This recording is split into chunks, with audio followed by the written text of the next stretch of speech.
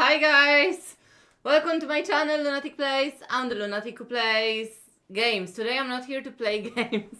I'm here to react today. And this is something, I've been kind of doing with my World of Warcraft content. Anyways, how are you?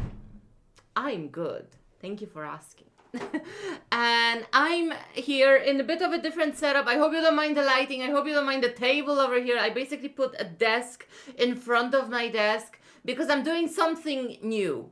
And I hope you like the new background screen for our Wheel of Atrocities, which is something that I want to start doing more regularly. But as you may know, if I haven't said it like a 60 different times, every single time I'm live on stream. My God, there's something in my eye. Don't be in my eye. I don't want to have something in my eye. Oh my God. This is what being beautiful is like. Anyways, so I said it like 60 times in my streams. Every single time I stream, I have ADHD, so I can't sit still. I cannot like just look at the screen and do nothing. Like watching movies is the worst thing that can ever happen to me because I just have to fidget or play or something. But I found the perfect thing to fidget with. So I'm doing reaction content and I'm gonna be doing my nails.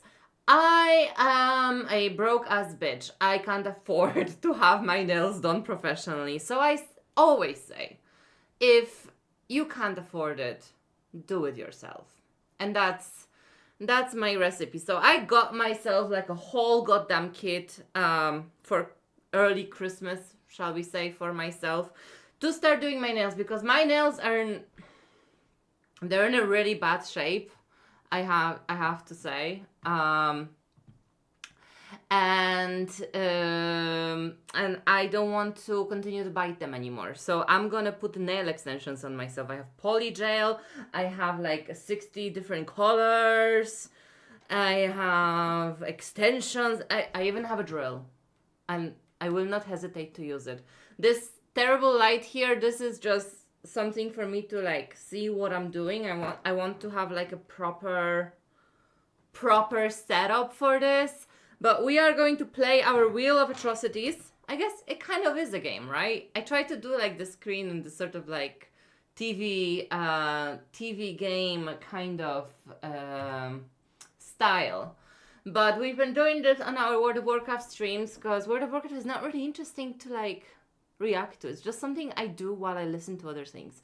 But today I'm gonna do my nails, and basically we're gonna spin our wheel. So let me just pull it up because the browser window never saves itself. Just give me you should be able to see it now. So this is our Wheel of Atrocities that I've prepared a whole bunch of content that I want to react to on YouTube. Some stuff I've seen, some stuff I didn't, with like more intellectual conversations or podcasts and stuff. I add them because like they made an impression on them. So like these would be the things that I have seen, like a lot of discussions around Russia and the war in Ukraine, or podcasts like the CEO Diary. I would have seen it already, but I actually do want to discuss whatever is presented there. So yeah, I think without further ado, you guys, we are going to spin that wheel, and let's see which atrocity are we discussing today.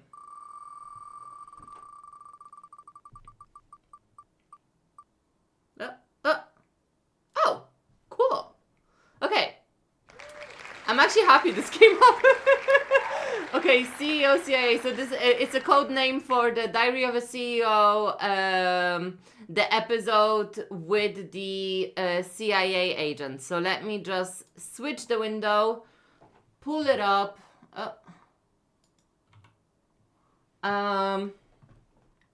Let me pull up the podcast. I'm glad that this one came up because it's kind of long. I think it's 2.5 hours. But I'm glad it came up because I'm gonna be like knee and elbows deep in polygel, and I want to be able to like not have to do many maneuvers while doing this. So I think without further ado, let me just pull it up. Here it is. And the browser is coming up. Oh wait, let me just pin the video that we're gonna be watching. In case you wanna check out the video that we're gonna be watching. I'm gonna pin it on Twitch. So if you wanna see it, the link to the video is pinned in a message on Twitch. And Da-da-da-da-da.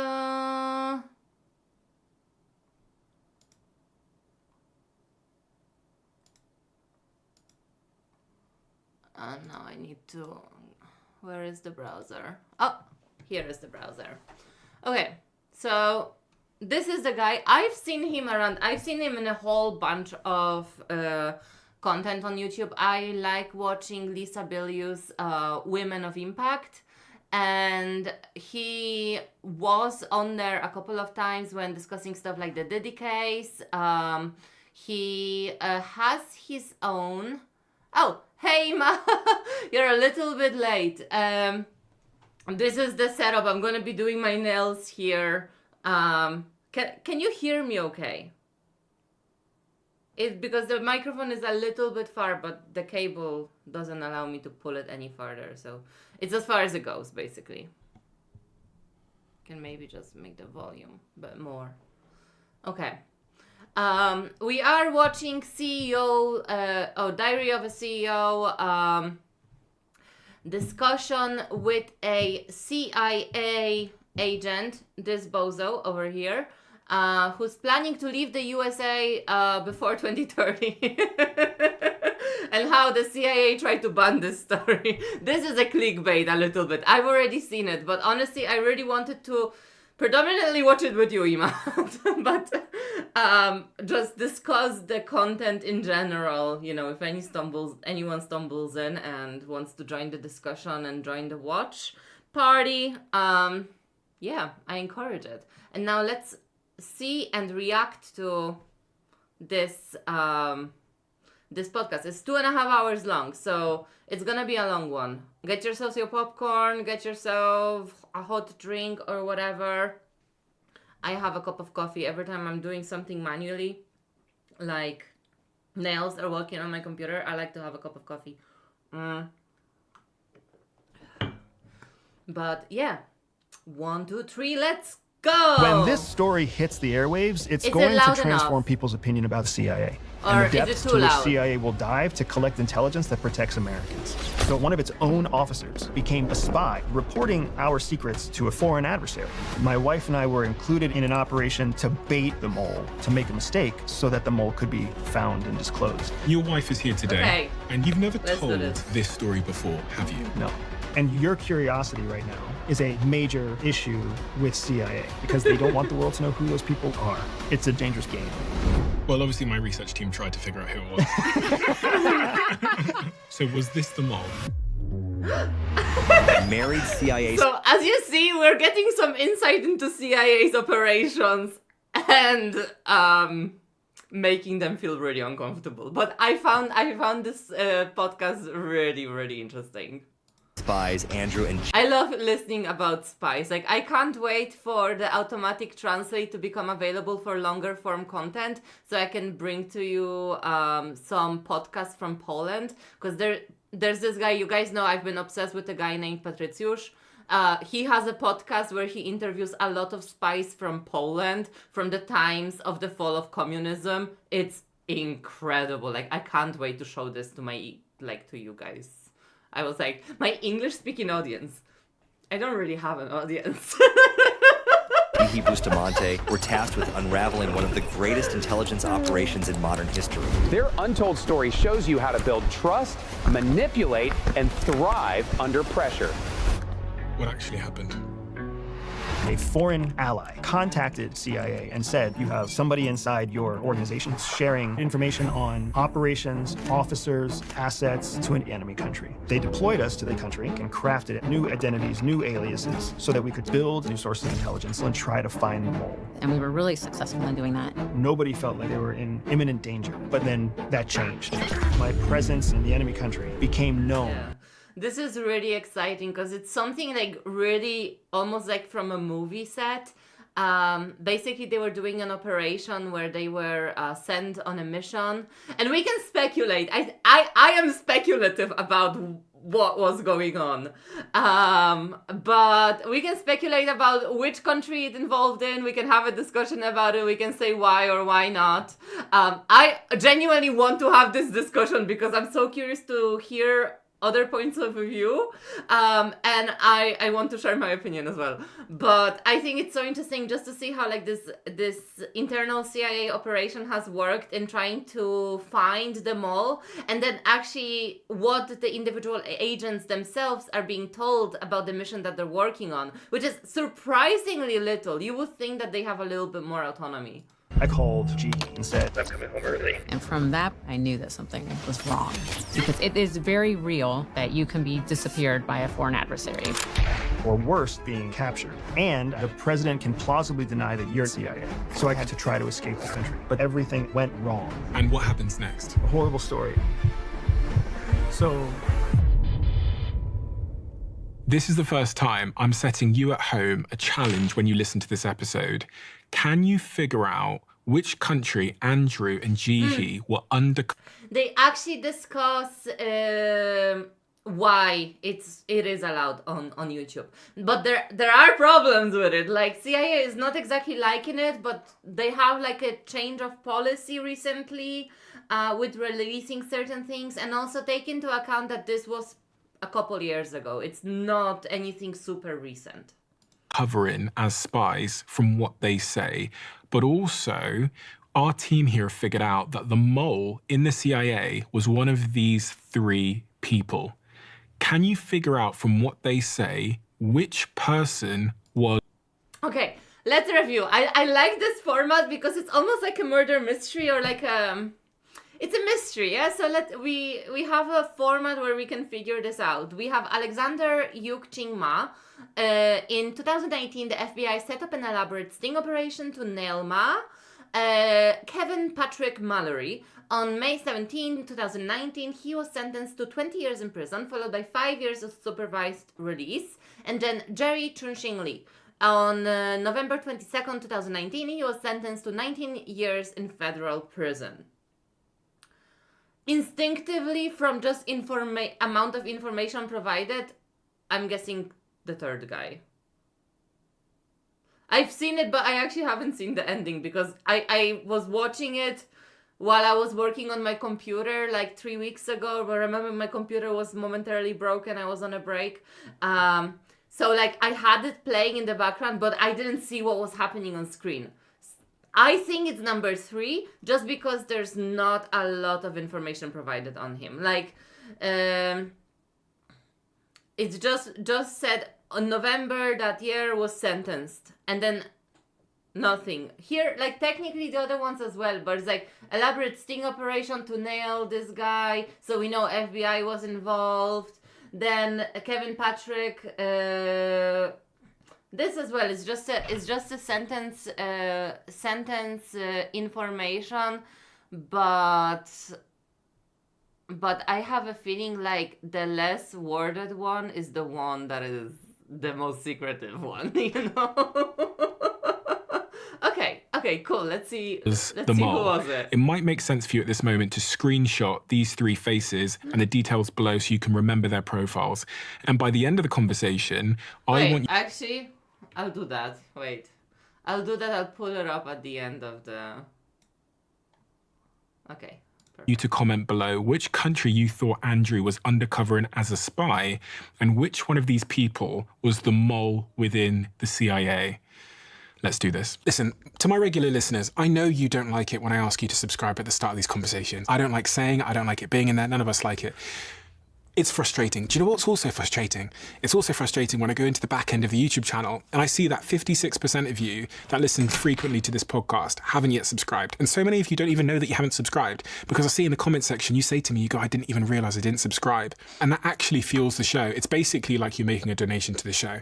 So that's why I ask all the time, because it enables us to build and build and build and build. And we're going for the long term here. So all I'd ask you is, if you've seen this show before and you like it, help me, help my team here, hit the subscribe button, and we'll continue to build this show for you. That's my promise. Thank you to all of you guys that do subscribe, it means the world to me. Let's get on with the show. Andrew, you've never told this story before, have you?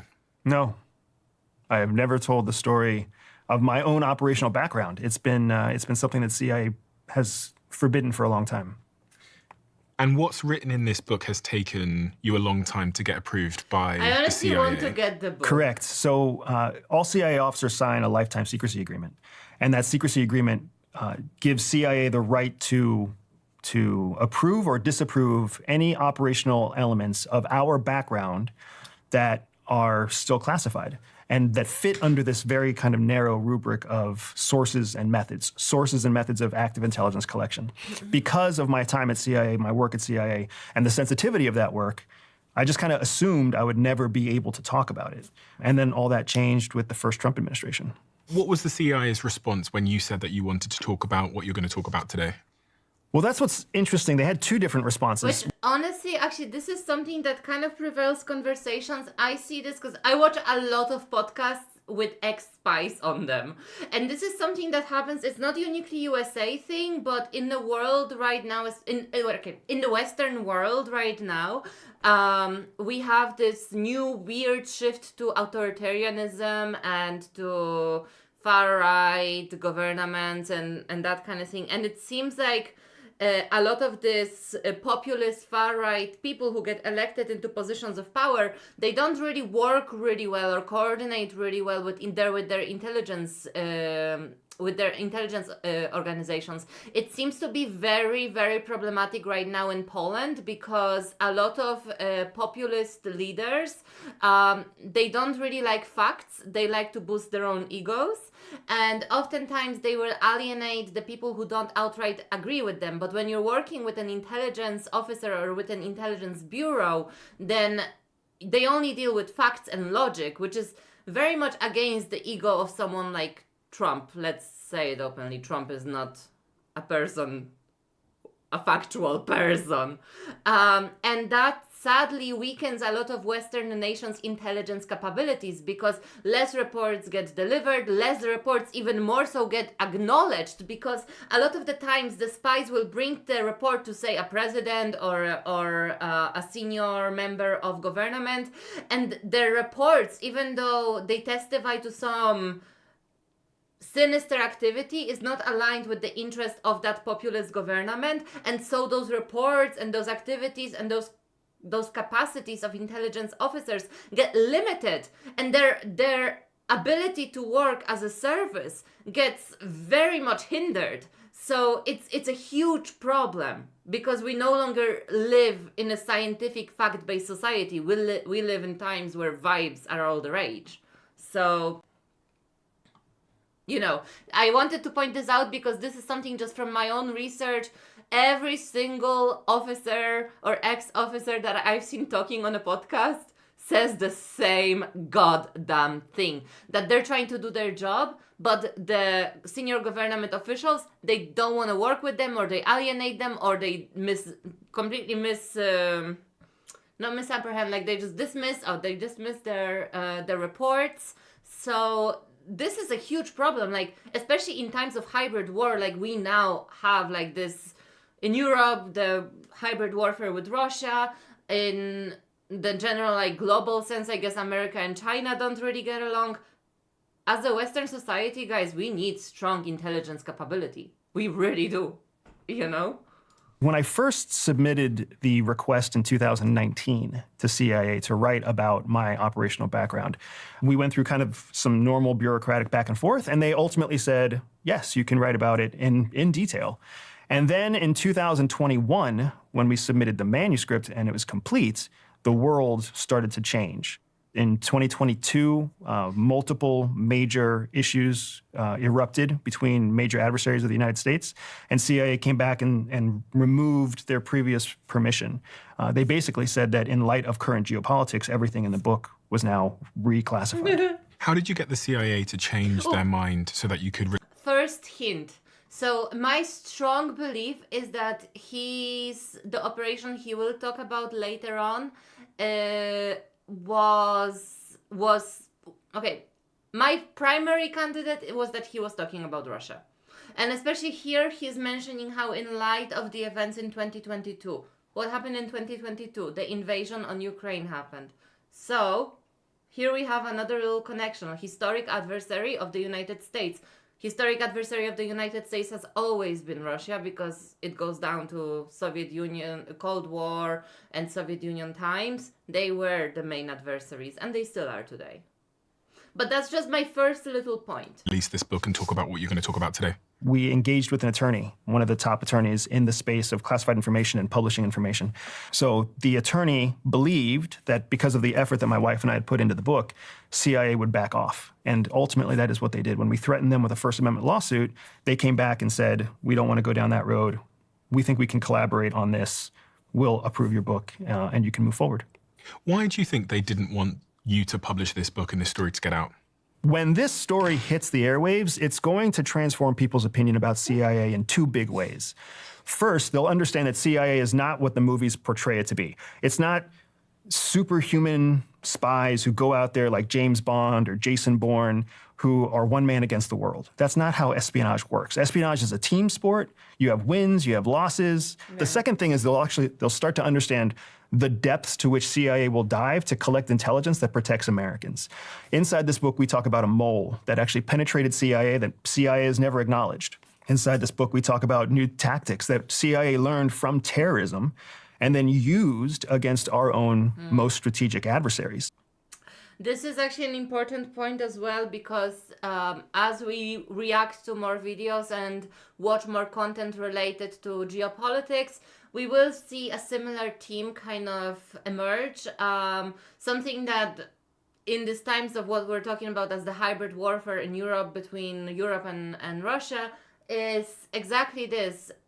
Russia has also adopted the same model that the United States had, which honestly, US has majorly fucked up in the last couple of years. I mean, all of its wars in the Middle East, the bolstering of Israel, all of that is such fucking bullshit. But they have learned from the terrorists, and they basically decided to be worse terrorists than the terrorists themselves and adopt their methods in their international methodology of espionage. This is something that is kind of prevalent also when we're talking about hybrid warfare operations coming from Russia. So I'm very, I'm okay, I don't want to say I'm very informed. I watch podcasts about it. Am I informed? You decide. But it's something I hear when talking about hybrid operations in Russian warfare, is that they have adopted the same methods. Why do you think all these trains are being set on fire in Poland? Why do you think these drones have flown into Poland, but also Romania, Hungary, Lithuania? You know, like, this is not an accident, you guys. I don't think people recognize that CIA is morally ambivalent to how it executes espionage operations. The goal is to keep Americans safe. When you say in this book, you disclose that there was a mole within the CIA, what does that mean for someone that doesn't know what a mole in the CIA is? One of the worst things that can happen to an intelligence service is that one of its own officers becomes a spy for a foreign adversary. That is what I'm referring to when I talk about a mole. And you were involved in that operation to find the mole within the CIA? Correct. More specifically, my wife and I were included in an operation to kind of ferret out the mole, to bait and tempt the mole to make a mistake so that the mole could be found and disclosed. And your wife is here today? Correct. And we're going to bring her in and talk to her as well. But for anyone that doesn't know your backstory, which would be pretty remarkable seeing as you've been on this channel now a few times, could you give me a whistle-stop tour of your professional background up until the point that you met Jihi? Yeah, absolutely. So I'm from a rural place in Pennsylvania. Was like the only brown kid in a white high school. But I ended up going to a military academy. I went to the Air Force Academy. And from the Air Force Academy, I go into the Air Force. The Air Force teaches me how to fly. They teach me a foreign language. And then they teach me about nuclear weapons and nuclear missiles. And I serve as a nuclear missile officer in the Air Force. So CIA picked me up. And in my first day on the job in CIA, that's the day that I met my wife. She was sitting in the back of the classroom. I, of course, worked my way to the front of the classroom. And from there, our training just kind of overlapped and we became close. Well, Jihi is here, so I'd like to hear her version of events. Was there any inconsistency in the story he told? What was your perspective? There's always another perspective. And are you allowed to date in the CIA? Oh, yeah. It's encouraged because it's really hard when you're keeping so many secrets to date somebody outside of the CIA and not be able to tell that, because we had friends who did that. You have to keep your whole life secret. So you're lying to them about where you're going and what you do. And day to day. Day to day, every single day. So you're building a relationship and lying all the time. And it's really difficult. So if you date within the CIA, you know, if you're in different divisions or whatever, like maybe you can't talk about everything in detail, but you at least know what's going on. You know why somebody's going TDY or where they're going for a training session, or we can explain to each other, like, hey, I'm going to go work with the Spanish. I'm going to go work with the Canadians. But when you're dating somebody on the outside, you can't say those things. So it becomes, I'm going on a business meeting. I'm going on a trip. Crazy. And we've had many friends who have had relationships explode or melt down because the partner starts to ask very logical questions. We had one good friend of ours who was an outsider who was dating one of our good friends who was an insider. And she pulled me aside one day and she was like, you know, he goes on all these business trips, but he never takes any suits. She's like, I think he's cheating on me. And I was like, no, he's actually going to a tactical training course where you don't need to wear anything except BDUs, but I can see your concerns. So you have to walk your, like, there's a lot of walking people off a cliff because they start to come to the wrong conclusion about what their actual partner is doing. Chihi, what's your journey into the CIA? Mine was kind of an unexpected journey because I went into social work, working with survivors of torture from other countries, with refugees, with asylees. But before I got that job, I'd spent my entire last year of grad school going to job fairs. And what I really wanted was to work for the federal government, for like the larger mission for the United States, for like the people of the United States. But then nobody was calling me back. And I was like, okay, I'll just submit an application, like an online application to CIA, which I thought was funny. And then a few months later, I got a call back. She was like, come to the information session. So I went in like a random hotel with these like nondescript signs outside, and you walk in and you're like, I don't know if I'm in the right place. And then they close the door and they're like, welcome to the CIA recruiting session. And you're like, oh, this is so bizarre. And Did they tell you what your role is? Because I know there's several different roles. Actually, it used to be a lot more secretive in the way that the agents, and it seems to be across the board, because I hear the same thing coming from Polish intelligence officers and the same thing coming from this guy here. That it used to be a lot more secretive, that in the olden days, the active agents would find people who they would deem suitable, and they would just, by the word of mouth, recruit them for training. So like all the agents were also recruiters, but then you would have people specifically tasked with recruitment, but it would be a lot more like working in terrain. So like you would just make acquaintances, you know, hang out at universities, for example. Like this is something I kind of thought about in the context of you, Ima, because I find you to be a very exceptional, clever person. And I wouldn't be surprised if one day, once you have accomplished your PhD, publish a whole bunch of papers and you know, like found your thing, if one day somebody will actually approach you, you know, especially like, I think these are very peculiar time, especially in Poland, so I think that they must be recruiting like crazy.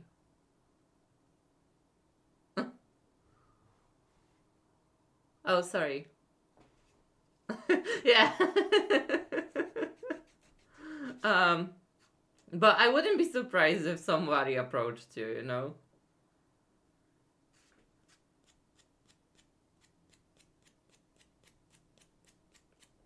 Honestly. Sorry.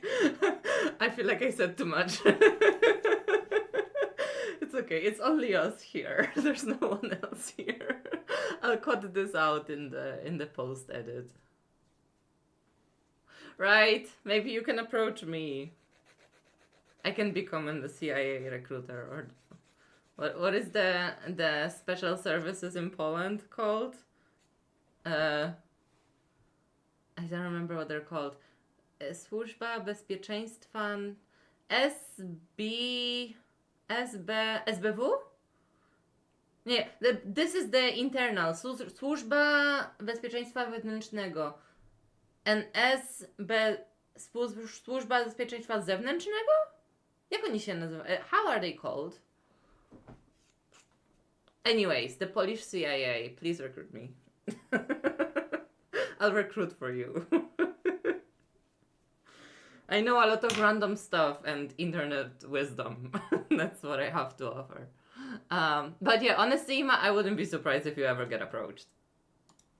In the CIA. Targeters began during the War on Terror. And because... I didn't finish my point. Now, these days, you can just send an application. Because they realize like they can review these applications, but they make a very thorough background check. Like a very, very, very, very... Stowarzyszenie Branży Wykończeniowej SBW.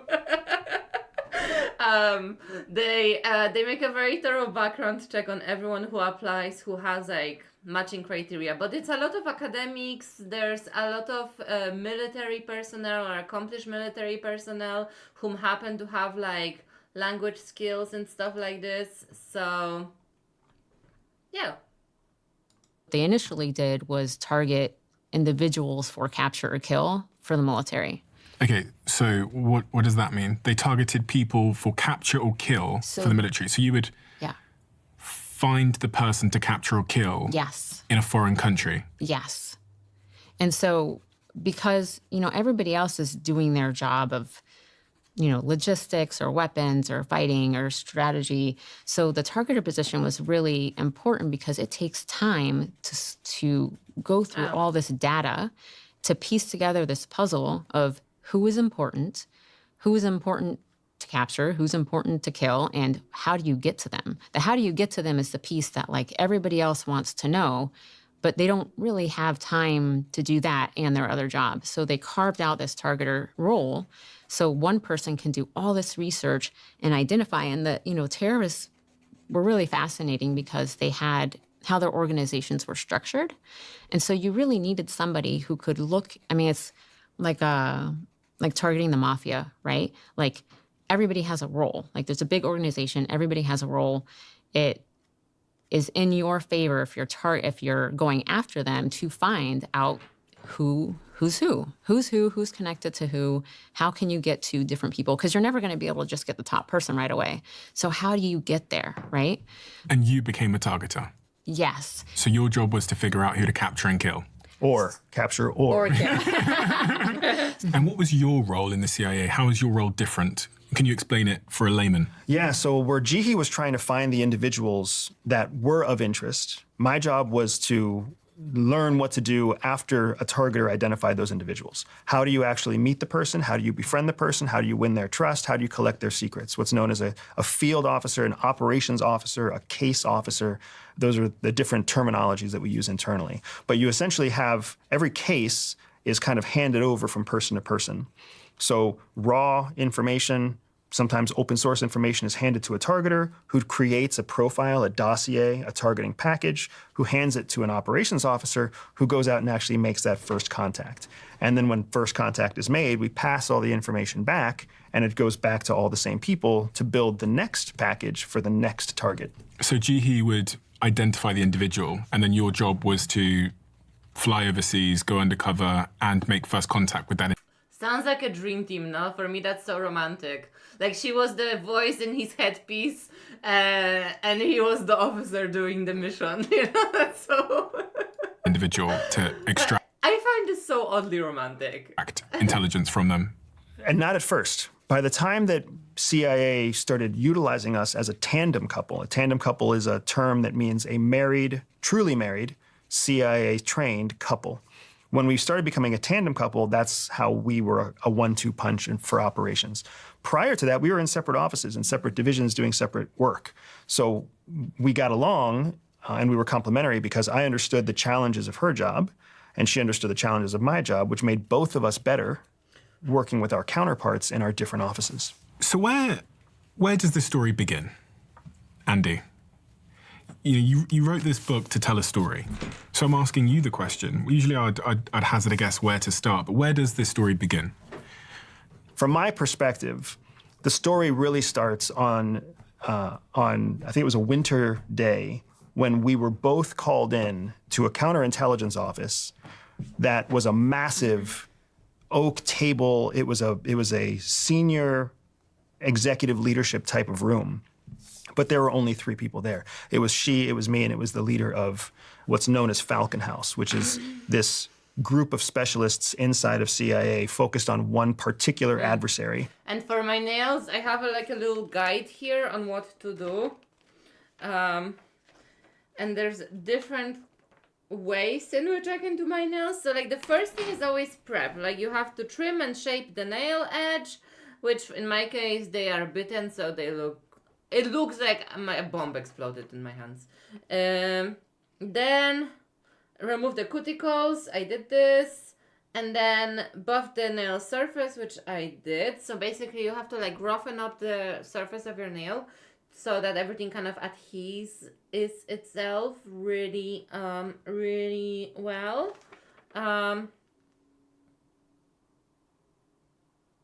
Steps of gel polish. And this polygel. Okay, so step 1, after prep, apply thin layer of base coat. Okay, base coat is always the start. And then we're gonna cure it, then we're gonna take polygel, and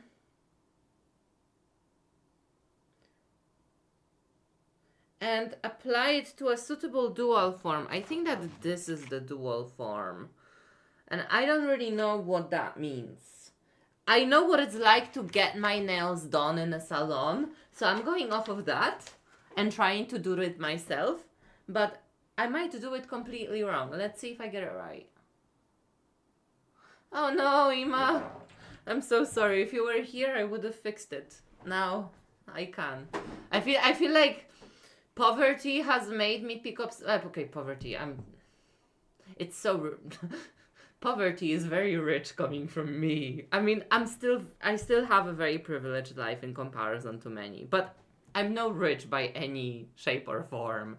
Like, I'm so middle class poor that I can't afford to get my nails done in a salon every month or like every 3 weeks. Normally you have to.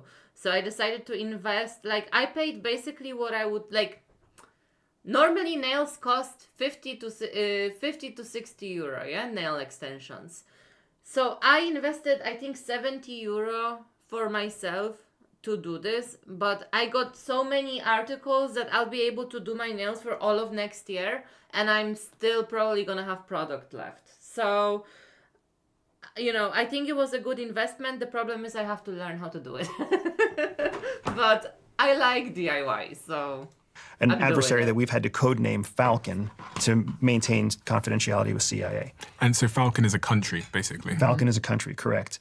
And that leader revealed to us that they believed there was a penetration, a mole, that was inside of Falcon House, inside of CIA, and that they needed us to agree to do an operation so that the mole will make a mistake here. Because if the mole makes a mistake here, we'll find him. But we can't have you be here, because if you're here, the mole will find you. And then we don't know what happens if the mole finds you. So we're going to send you across the world to go work in this other country, Falcon being the country, while we here as the experts in Washington, D.C. try to find the mole. And that was privileged information that neither of us as junior officers ever thought we would hear. And I think that, I know for me, I was kind of giddy with excitement, and he was a little bit more apprehensive with, this can't be real. But that was, for me, that's where the story starts, is when these 2 people, her and with her anxiety disorder and me with my kind of lackluster CIA career, when we got pulled into this office that was clearly outside of our league and invited to do this operation, without that first meeting, Shadow Cell would have never happened. So from that moment onwards, how long was it before you flew to the foreign country in question?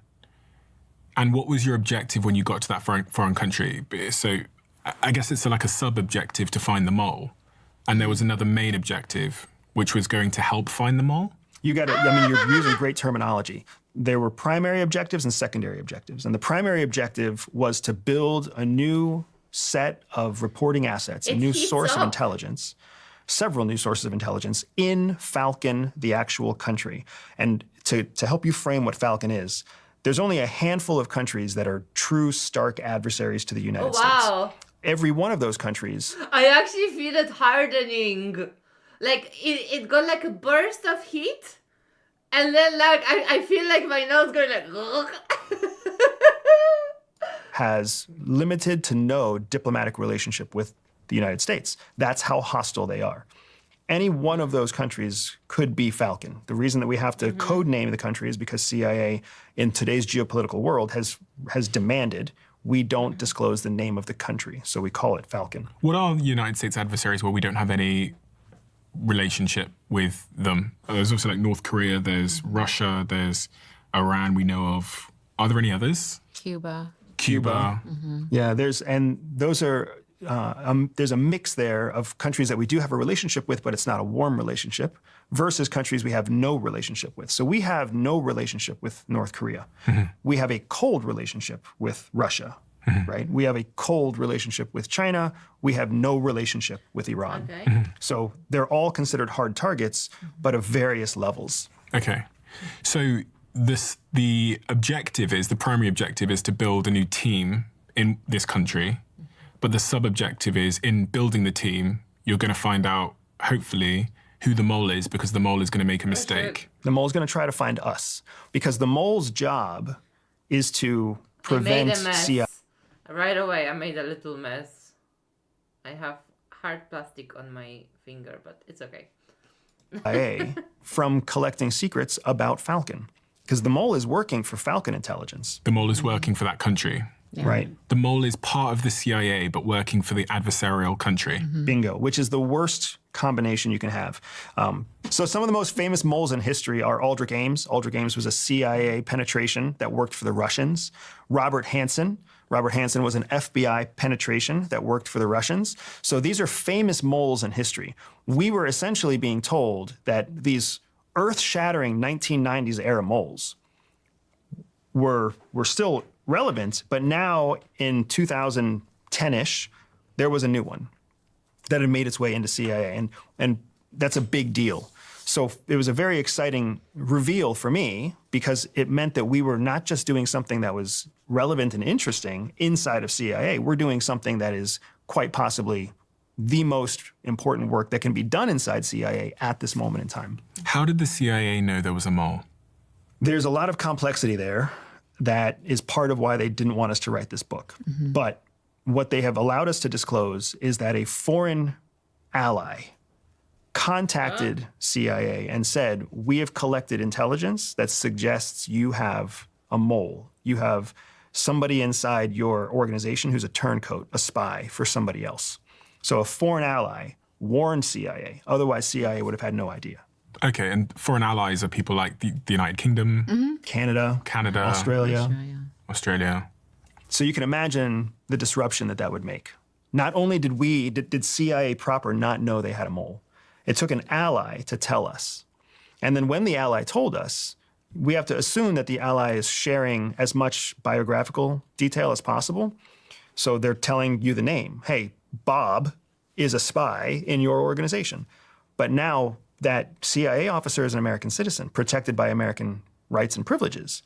And CIA obviously has no information to show that that person's a spy except for the word of some foreign ally, which is still, in the eyes of the US government, a foreigner is a foreigner, ally or not.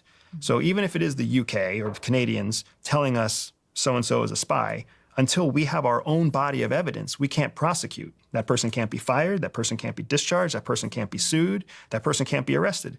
So now CIA has this mess where they are actively losing information, actively losing intel. Because of this mole. Because of a mole, but they can't take any action because they have to now build a legal case against the mole to prove that that person's actually breaking the law. So the ally that calls the CIA and says you've got a mole in your ranks, they named the person? Most likely. Most likely they would have never made the notification without also sharing the name, which is a courtesy we do to others as well. If we come across information that we know an MI6 officer has been compromised, or a Canadian CSIS officer has been compromised, or an ASIS officer in Australia, we will share as many biographical details as possible. And did you share the name? When you were called into the room that day, did they share the name with you? No. It's hard for people to wrap their minds around the culture at CIA. And I get it, because how do you wrap your mind around an organization you don't know? And the only exact... This is one of the things that really surprised me when I started learning about inner workings of intelligence agencies, is that not a lot of information gets given even to the people doing the task. So say like an agent is tasked to assassinate somebody who's a potential terrorist in another country that is like super detrimental to the interests of the state for which they work. They likely are not gonna know anything other than just the fact that they have to kill that person, you know, like, or their whereabouts or that kind of thing. They often won't even know what exactly happened or why they have to die, you know, like stuff like this. So because the information goes like, the agents on the lower level have the least amount of information, and the information feeds upward, but it's only ever trickling down to the extent of what is absolutely necessary and nothing more. The only insight is from movies. So culturally, CIA is a group of people who value secrets, and that need to know is very important inside those walls. It's just something we toss around like movie jargon outside, but inside CIA, need to know is very, very real. And you are only briefed to the minimum that you need to know. So inside of this tiny group of spy hunters, which is known as the Counter-Espionage Group, CEG, inside this very small group, they have the need to know basically everything. And then as you go out in rings from that group, they reduce the information they share. So they might know the name, but then when they share it to the next ring, they just say, hey, there's an officer who's in this office. And then it goes to the next ring, there's an officer in this division, and then it goes to the next ring. So the people talking to us as senior leaders, the people talking to us knew the minimum we needed to know was that we were going to build new operations, but we were also going to be most likely targeted by a known threat inside CIA. That was why it mattered to us. Interestingly, that decision is why we had a First Amendment case with this book at all, because CIA was knowingly putting our lives in danger of a foreign adversary by intentionally creating operations that would tempt that mole to disclose our identities. That was one of the things I was thinking when I was reading the book is you knew that you were being sent to an adversarial country, and you also had the knowledge that working amongst you was a mole who was revealing secrets about the CIA and potentially yourselves to that foreign country. Correct. So that foreign country could have could have killed you. Absolutely. And that's the second kind of cultural element that people don't understand about CIA. You don't really turn down an operation. If you're invited to take part in an operation, you have the right to say no. But if you say no, you're committing career suicide. Jihi, and anybody who reads the book will find this out, Jihi was a stellar officer on a phenomenal trajectory, doing incredible things, kind of really charting the course for what targeters have become today. For me, I proved to be a not very good case officer. And if there was anything I was really hoping for, it was a second chance. So when we were pulled into this meeting and they said, hey, here's this exciting opportunity, here's an operation that we're literally inviting you into. It's literally like bozos from the government coming in and just like, I'm gonna make you a proposition which you can't refuse. It's executive suite to invite you to this operation. And we're gonna put you together and we need you to do this. That's not a situation that I was gonna say no to. I think you considered saying no. But for me, they knew me well enough to know I was not gonna turn that down. Yeah, I mean, I think when you have anxiety, you consider saying no to everything. You're always thinking about the risk. But I think that... What was the risk that you were thinking about? It is very real that you can be disappeared by a foreign adversary, that you can be, killed by them with no explanation, that you can be just put in jail and then you never get out because the government's not necessarily going to come to your aid. And if they do, it still might be 20 years before you're out of their prison. Every sworn officer has plausible deniability, meaning the president can plausibly deny that you don't belong to whatever organization you are claiming to belong to. So a CIA officer arrested in a Russian prison can avoid all questioning and say, hold on, guys, I'm actually CIA. You caught me. Good job. Now please send me home. Don't have a diplomatic incident. The president has the right to say that person is not CIA. Yeah. That person has never worked for me. Another reason why I think it might have been Russia, and also like, it's kind of like either yes or no, because on one side, there's this thing that happens to us psychologically when we're trying to keep secrets. We will try to say the thing that we're secretive about as a way of creating a diversion. So like if we mention a name that we're trying not to say or to associate, then it seems like we're covering up for something for it. And this is the third time I think that he's mentioned Russia already. So, you know, it's like, oh, for example, Russia, or these countries, Korea, China, Russia, you know, like it's coming up quite a lot, and it's either a tactic to actually divert us from the real threat, which might be that it was not Russia and he's using Russia to make us think that it was Russia, or it really was Russia and his mind is making him say it as a way to cover it up. Either way, we don't have a definite way of knowing, but it's something that kind of tends to happen sometimes. I don't know who that person is. That their American passport might be verified, but they are legally in your possession of legal requirements. So we don't really know who they are. So just to clarify then, you were being told you were going to be flown, both of you, to a foreign country, an adversarial foreign country, and you were told that there was a mole amongst your ranks that was feeding information to the foreign country that you were being flown to. So they actually stationed us in a neighboring country that was friendly. But we knew that Andy and anybody... And here, another reason why I think it was Russia. They are talking around the time of 2010. And I have seen a couple of podcasts with ex-intelligence officers from, I think, early 2000s that have talked really extensively about furthering and widening their coordination with the American intelligence services in that time frame.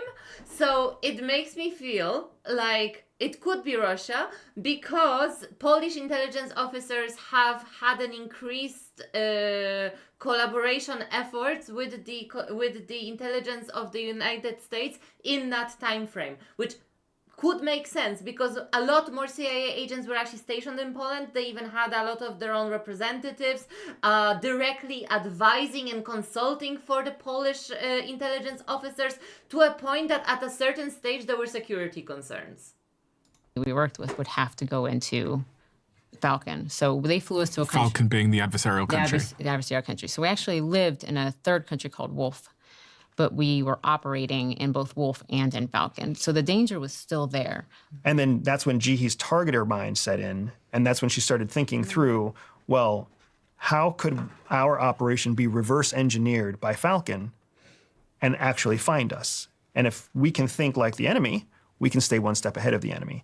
So the whole idea of going to Wolf and building our team from the very beginning, Jihee started to architect how we could do that in a way that would foil our aggressors from being able to even discover our existence. And what was the objective so you've got this sub-objective, which I understand, which is to find the mole, but the main objective is just to spy as usual and collect information on this adversarial country? Yes and no. The main objective was to collect information, but the spying as usual is the part that was a no. CIA specifically told us they didn't want us to do the standard spy MO. Spying has really been the same since the days of Egypt, the ancient Egypt, right? You find somebody who gives you information about something that they have access to, and that's it, and that's spying. And then you turn it into a report, and you pass it up to somebody who reads it, and they make a decision. They wanted a new kind of mousetrap. They wanted a new way of doing espionage. And when they deployed us to the friendly country, that was their only request, was whatever you do there, coordinate it with the local leadership, and then don't tell us. because we have to make sure that the mole doesn't learn what you're doing. That's going to be how we tempt the mole to start probing around and asking questions that are outside of the norm. That's how we're going to reverse engineer this and find the mole. So we need you to go do something new, and we need it not to be standard. And don't tell us. And don't tell us, but tell your leadership in the friendly country. Your CIA leadership in the friendly country. Correct. Yes. Okay. Because And he's going to tell, or she's going to tell them. No, so it's completely compartmentalized. So Need to know. right, because if we kept all of our operations centered in Wolf, then in our friendly country, then the mole would never know what we were doing. So we would be gathering intelligence, which would then be further compartmentalized to maybe a specific office where like 1 or 2 people at headquarters might know about one particular operation, and then 1 or 2 people might know about another operation. But it's because not all of Falcon House would know, the mole would not have access to any of these new intelligence sources. And that's what was really important. That's why they wanted us to rebuild, because he currently had access to all of the legacy intelligence sources. Okay. And so if he wanted to, pass any information to Falcon from all of our legacy sources, he could. But if he doesn't have access to our new sources, he can't pass any of that new information on. And now here we are, we're able to gather more intelligence. And then hopefully, if we're lucky, we strike gold on finding out who he is or who he's working with or other things. But yeah, compartmentalization is the key. So we were really very, kind of siloed in Wolf. I'm trying to understand how you doing what you were doing was going to help the CIA discover who the mole was. One of the things in double agent operations, which is what you're talking about when you talk about a mole or a penetration, a double agent, meaning I'm a sworn officer of CIA, but then I've also agreed to work with the Russians, the Chinese, the North Koreans, the Cubans, whatever. Here are the That's Russians again. a double agent. Double agent operations are very difficult to maintain long term, because if my information isn't relevant to my foreign adversary anymore. If I'm collecting secrets on Cuba, but I'm being paid by the Russians may not care that I keep collecting secrets on Cuba, so they might cut me off. And then all of a sudden I'm a double agent, culpable of crime, but without protection from another country. So when you think of your Edward Snowdens, when you think of some of your famous turncoats from the United States, they flee to the country that they were working for, ultimately. So if you don't have that escape path, then it becomes very, very stressful and scary for a double agent. So what CIA was counting on is the mole who was reporting our secrets to Falcon. If we could create new operations and that mole didn't have access to those new operations, then the mole would start to stretch. They would start to make mistakes, ask questions they shouldn't ask, steal information, try to hack onto systems they shouldn't get onto. And that's all stuff that CIA can use to build a legal case to arrest that person. But without having something that person has to stretch to collect, they're not going to make a mistake. So our job was to create something new so that the mole would make a mistake that CIA could track, and that would build a legal case that would allow CIA to arrest an American citizen for espionage. Did the CIA have access to the information the mole was sending back to the enemy country? No. That's one of the most dangerous parts about double agent operations. We have a lot of nicknames, a lot of inside terminology, but we usually call it the keys to the kingdom. Ooh. When you have a foreign penetration, you have the keys to everything in that foreign country's all of their secrets, because you have access to an intelligence officer who can pull anything. So our double agent, our mole, had access to essentially everything related to Falcon that CIA had. So CIA didn't know what he was sharing, what he wasn't sharing, how much he had been sharing, or even how long he had been sharing it. But they suspected he was sharing something. Because there was something that our ally picked up on, something that allowed them to identify the person and communicate it back. So you land in this friendly country next to the enemy country. And do you have to adopt new aliases, new names, new stories? Do you have to pretend that you're normal people living a normal life? You do. There's different ways that you can craft it. So Jihi's job as the targeter was to find our targets in Falcon. A big part of what we had to do when we got to Wolf, our friendly country, was do whatever the leadership there told us to do. So CIA crafted everything for us to land in the friendly country. Once we were in the friendly country, then we had to start crafting new identities, new aliases, so that we could travel out of the friendly country and into Falcon. Into the enemy country. But while living in Falcon, we were, Jihi and Andrew Bustamante, newlywed couple. Where we worked was covered. Where did you work? It's undercover. We still can't disclose it. Yeah. Like, as far as this enemy, did you run when you were in the enemy country working, were you running like a coffee shop, or is it? Yeah, when going into Falcon, there were different, you had to have a different cover and a different cutout. And we would use what you're referring to is called commercial cover or commercial activity, meaning we would act as if we were part of commercial business going into and out of the country. But you'd use your normal names? No. This is one of the other things that's really fascinating about the book, and one of the reasons that CIA pushed back is we get to disclose whole new levels of tradecraft that have never been talked about in previous books. So the tradecraft that we use here is something that the Brits actually call dry cleaning. And what that means is we would clear our path before we would go into Falcon. So we're in a friendly country, and we need to go into a hostile country. In order to go from the friendly country to the hostile country, you can't go directly. Because if you go directly, the hostile country can track you back to your friendly country. And then they can send a team to hurt you if they need to in the friendly country. So instead what you do is you create a cleansing route. So you travel from the friendly country to a neutral country.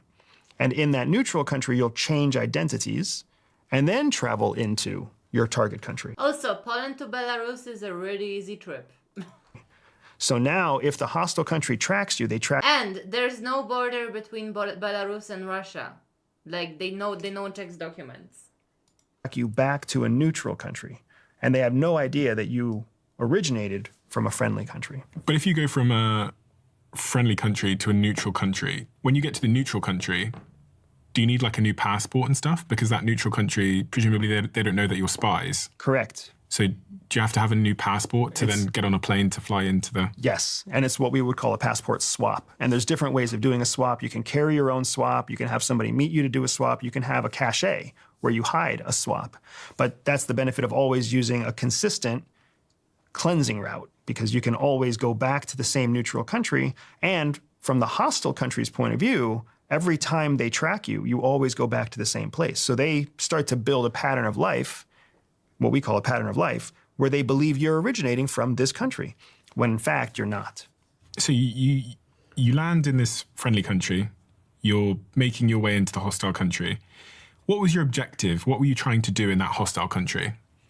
The first thing we were trying to do was find targets. Okay. And then we knew that as we found targets and built targets, we would also need to support the operations against those targets. And there's a logistical element to espionage where you need to have encrypted phones, you need to have satellite phones or SIM cards, you need to have money, you need to have specialized gifts. Like there's a logistical supply chain that needs to be built. Specialized gifts. So things that are appealing to it. Okay, let's talk about it. Yeah, I have a feeling probably wasn't Belarus because they would fly from one place to the other. But how easy would it be to fly from, say, India, which is kind of neutral, into Russia? How easy could it be? I think even Israel is relatively neutral about Russia, because there was a lot of Russian Jews that settled in Israel, and Israel is one of those places that that rich Russians move to escape the hardships of living in Russia. Target that they may not be able to get themselves. Gold bullion, high-end liquors, child pornography, foreign currency, whatever they need. Your job is to make sure they have a way of getting it. Child pornography.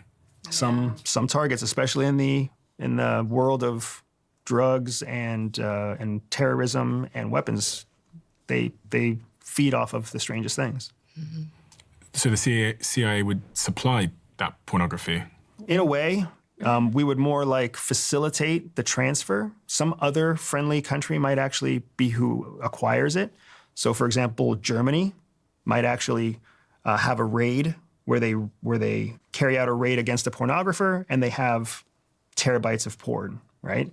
And then the UK might have a case where they need porn to pay an Iranian. So now they can trade with BND so that BND can use this cache of porn and they can give it to the Brits who give it to the Iranians, and that can be a currency of types. Again, crazy. Morally ambivalent, the goal is to protect your people at the end of the day, right? So when it comes down to it, that's the same way CIA works. If we're giving gold, if we're giving minted American gold coins to an evil person in North Korea, do we really care if it's keeping Americans safe? There are some people who would say yes, and there are other people who would say, whatever the price is, let's keep Americans safe.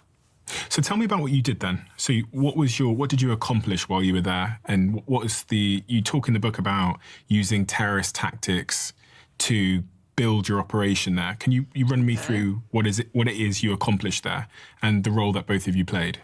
So I'll start it and I'll let you take it over. But the book's title, Shadow Cell, is really about the cell model and the terrorist cell model that we recreated in our friendly country. I need to touch it up, but I think for my first nail ever, it's a bit uneven. It's not the most even nail ever, but these forms are a bit weird, to be honest. But I'm not gonna make it too long. Okay, they're coming up. Jesus, it's so weird. I never had nails done in this particular manner, but okay. I have a bit of editing to do and a little bit of correction to do on them. But it'll be good. Yeah. So that we could execute operations against our hostile country that mirrored tactics and techniques that terrorists had used to foil Americans for the last 20 years in the global war on terror. So what Jihi and I learned is that CIA was not very good at beating terrorists. America was not very good at beating terrorists. That's why after 20 years of fighting in Afghanistan, we left and we gave it back to the same terrorist group that we went in there to fight. We had learned a lot from fighting that adversary, but we were the only country in the world fighting the global war on terror. The Russians, the Iranians, the Chinese, the Cubans, the North Koreans, none of them engaged in the war on terror. So everything we had learned from Al-Qaeda... Again, every time he makes an example, he brings up Russians. And then if it really was Russia that he had this operation in, I wonder if he's doing it deliberately to silently nod that was the mission. Hopefully not. I don't know anything, CIA, don't come for me. We were the only ones that learned it. So we found that to be kind of a competitive advantage. So we started building our operations, modeling our operations off of the way the terrorists structured their cells. And we called our cell in Wolf the Shadow Cell. And we had to find the people, recruit the people, and train the people inside our cell, our actual CIA peers. We had to get them to learn how to run the same model. That's really what the book explains, is how we built that and what those people did. Because espionage is not about one superhero overseas. It's about a team of people doing incredible things. And were those people on the ground in the friendly country next to the hostile country? Yes. And so when you recruited these people to build this team, did you recruit them from America or were you recruiting them inside that friendly country? Inside of Wolf. Everybody who was in the cell was already working in Wolf. And the word cell basically means team. Team. Right, team. So you built this team in the friendly country next door to the enemy country. And this team consisted of how many people? Right. So James was our senior most case officer. Tasha, Luke, and Beverly were our second tour case officers. So they were more junior. That's why they were hungry, but still kind of flexible. Whereas James was at a place in his career where if this didn't work, his career would be tanked. And then Jihi and I were not case officers. We were kind of I was the mission planner, if you will, and Jihi was the targeter. And then Diana was our linguist, Will was our tech support, and that was our cell. That was our little group of people that would sit in the bullpen. Now, it's important to note that none of them this was their primary mission. It was our primary mission. Mm-hmm. For all of them, helping us was just something they were doing because they believed that if we were successful, it would be good for them. They had primary missions to do all sorts of other things. Yeah. Oh, okay. And were these people locals? They're all Americans, and they're all Americans assigned to Wolf. So they're all American CIA officers, all sworn officers, that are assigned to our friendly country in various different covers to do various different primary missions. Okay. And how did you guys communicate? Did you meet up for dinner? How does it work? Yeah, I mean, all of our communication and hangouts were in the office because we couldn't really be seen outside together. We had connect us. We had what's known as a SCIF, a specialized compartmented information facility. So it was a hardened, soundproof office that we could have meetings in. Couldn't the adversarial country watch you walking in there in the morning?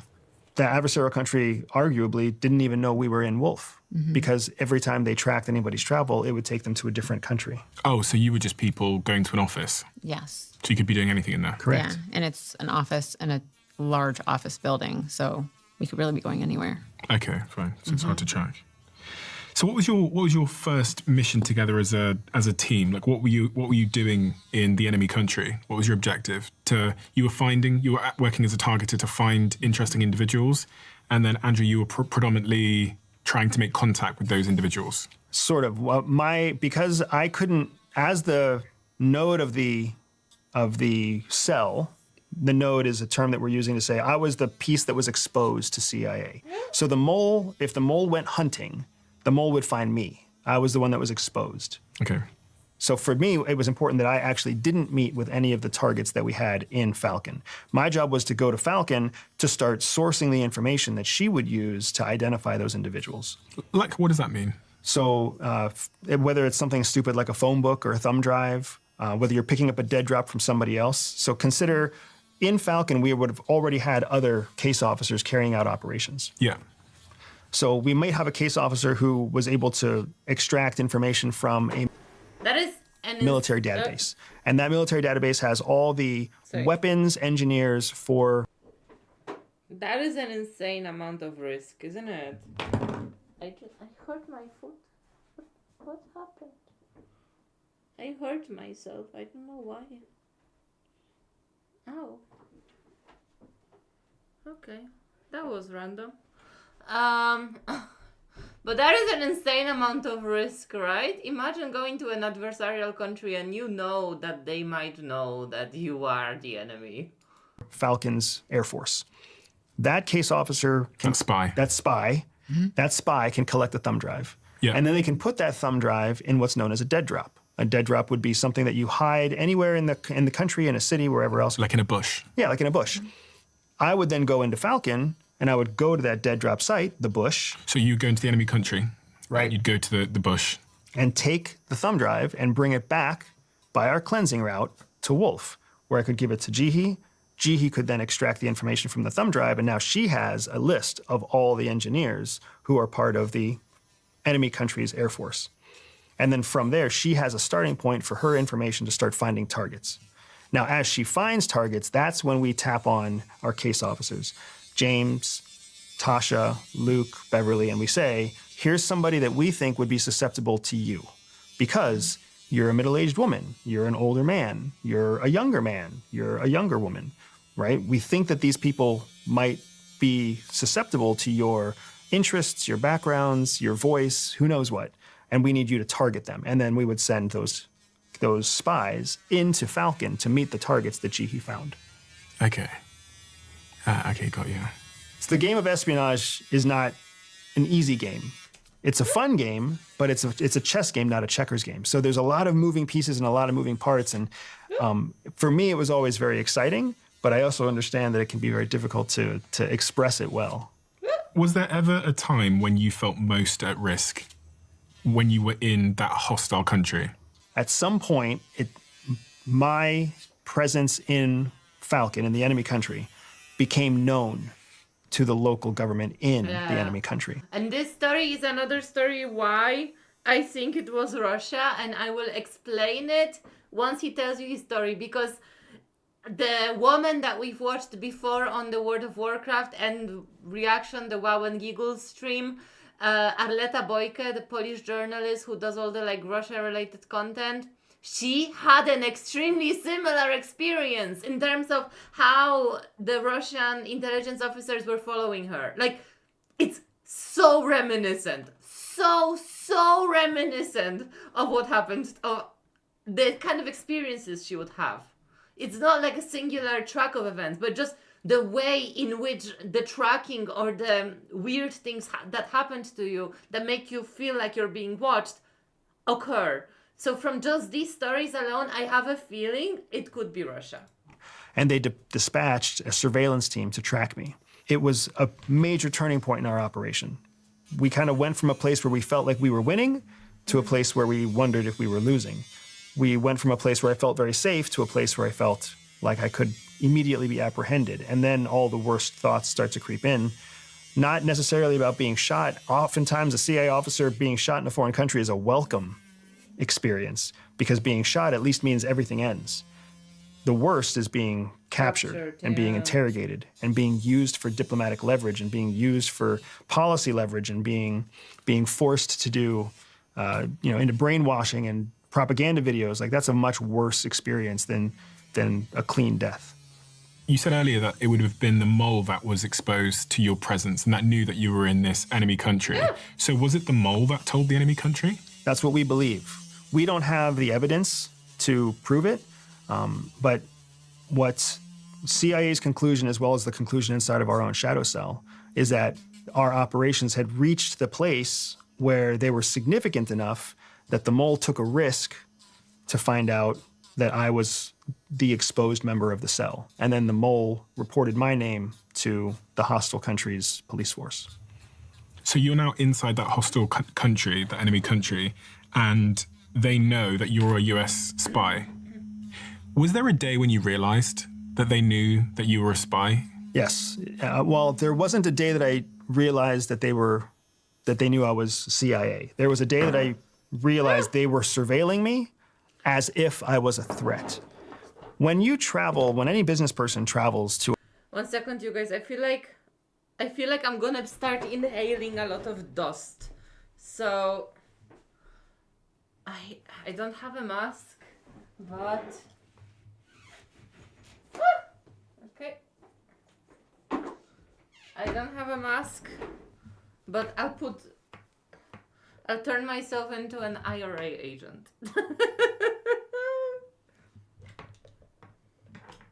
Kurwa. Too many cables all around me. Let's watch and I'm gonna cover a hostile myself. country. They're almost always surveilled. Their hotel rooms can be rifled through. There's people called bumbling surveillance or watchers who will usually follow you. I'm not sure what your travel looks like, but I can almost assure you that if you've traveled to Russia, if you've traveled to China, if you've traveled to Cuba, you had a watcher, you had a surveillance team. Really? That was watching you. Me? Yeah. Why? Because you're... And I will get a face mask after. But again, he's mentioning Russia. And it's true, all the journalists and at least while it was still permitted for them to go to Russia, they would always have someone assigned to them from the Russian intelligence office. And this is not just individual stories. This is a lot of people would meet, say, the same person at just random events in a country of 150 million. And they just keep showing up. Hi, how you doing? You know? Just the same random person in every place that you go. Things like that. Like most cases they're just watching, but when you go to an authoritarian country, that's kind of what ends up happening. Now, really ask yourself, do you want this to happen to our side of the world? Wealthy, you're successful, you're an influencer, you're of significance. At the very least, they want to make sure that some petty criminal doesn't hurt you in their country, because that could be a big deal. Thank you. But please continue to surveil me. But at worst, they could also be scraping your cell phone to pull all of your contacts off the cell phone so that they could then reach out to any of the contacts that you have on your cell phone. They could scan and duplicate your hard drive as you go through secondary or go through immigration in a foreign country. They can scan my hard drive as I go through immigration? Absolutely. We can do that here in the United States too. What? So if I land in the United States, how would they do that? So there's different authorities that exist for different agencies. So here inside the United States, one of the authorities that we give to our Border Patrol is the authority to essentially scrape data off of all of your electronic devices. So if you're deemed a target of interest and if you're moved into what's known as a secondary screening, they will separate you from your bags. They'll actually open your bags. They might even tell you to unlock your cell phone or unlock your laptop. And then from there, with technology that's proprietary and technology that's also commercially available, they can scrape and scan your hard drive. Because I've been through security before in various countries, and sometimes when I get to the other end, there's a letter in my suitcase, and the letter in my suitcase says, hey, we had to go through your bags for some reason. If you had a technical device in your bag along with that letter, there's a good chance that it was cloned. But I didn't give them my password. Sometimes they don't need your password. Really? Oh, yeah. How are they going to get into my laptop without my password? There's ways. So, yeah, there's password generators, there's password cracking codes. Your password is I have somebody I could call right now, and within about 30 minutes, we would probably have all of your passwords that you use for all of your devices in your personal home. That's the end of the Don't be afraid, huh? podcast, Andrew. Good luck with the book. Can someone pass me my phone? And this is a bit of a tangent, but it's an important one. So what devices do you guys use if you have that knowledge that it's really easy to break into devices? Do you use the same devices that I use? Yeah, I mean, for me, I assume that if you become a target of interest, there's nothing you can do to protect yourself. So I use devices that are actually easy to crack and clone because I don't want my device to get broken. So that when the Chinese or the Russians choose to go through some backdoor on my Android system, my Android doesn't shut down. Whereas there are more complex systems like a Glacier phone, where if somebody penetrates your Glacier phone, the whole phone will shut down and you'll be without a phone. Is there any phone or device that's safe? I would argue the answer is no. No. I would say no also. Because anything that you create that claims to be safe becomes priority number one for all the adversaries out there, because they know if they can be the first ones to crack that phone or crack that hard drive or crack that operating system, then they have the competitive advantage over everybody else.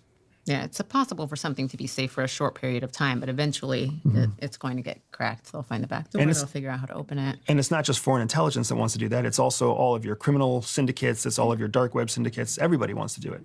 So whenever I see anybody come out and promise that they got the new hardest device, I don't believe it. It might be hard, but that doesn't mean it's impossible. Yeah, there are levels of security, but nothing is 100% secure, at least when it comes to technology. And so we just assume that it's not secure. And so you just treat your device in that way, with whatever level of security is convenient and makes you feel secure. But knowing that at any point somebody could just hack in from, they could hack in remotely. They could, scrape your drive when you're going through immigration, or if you're in a hotel room, somebody comes in. I mean, it's always possible. They can steal your encryption key from somebody Ima, don't even think about it. else that you are having an encrypted chat with. So they don't even have to target you. Do you use cold storage, i.e. do you use a hard drive that's not connected to the internet or something? We will air gap.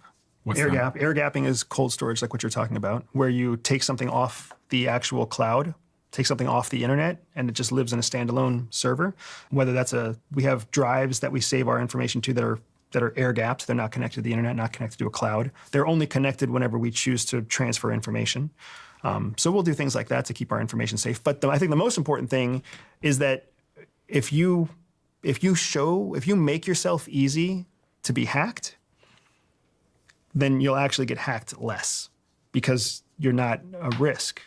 They can see what you have, they understand that you're not important, and they move on to the next target that's more clandestine or trying to hide.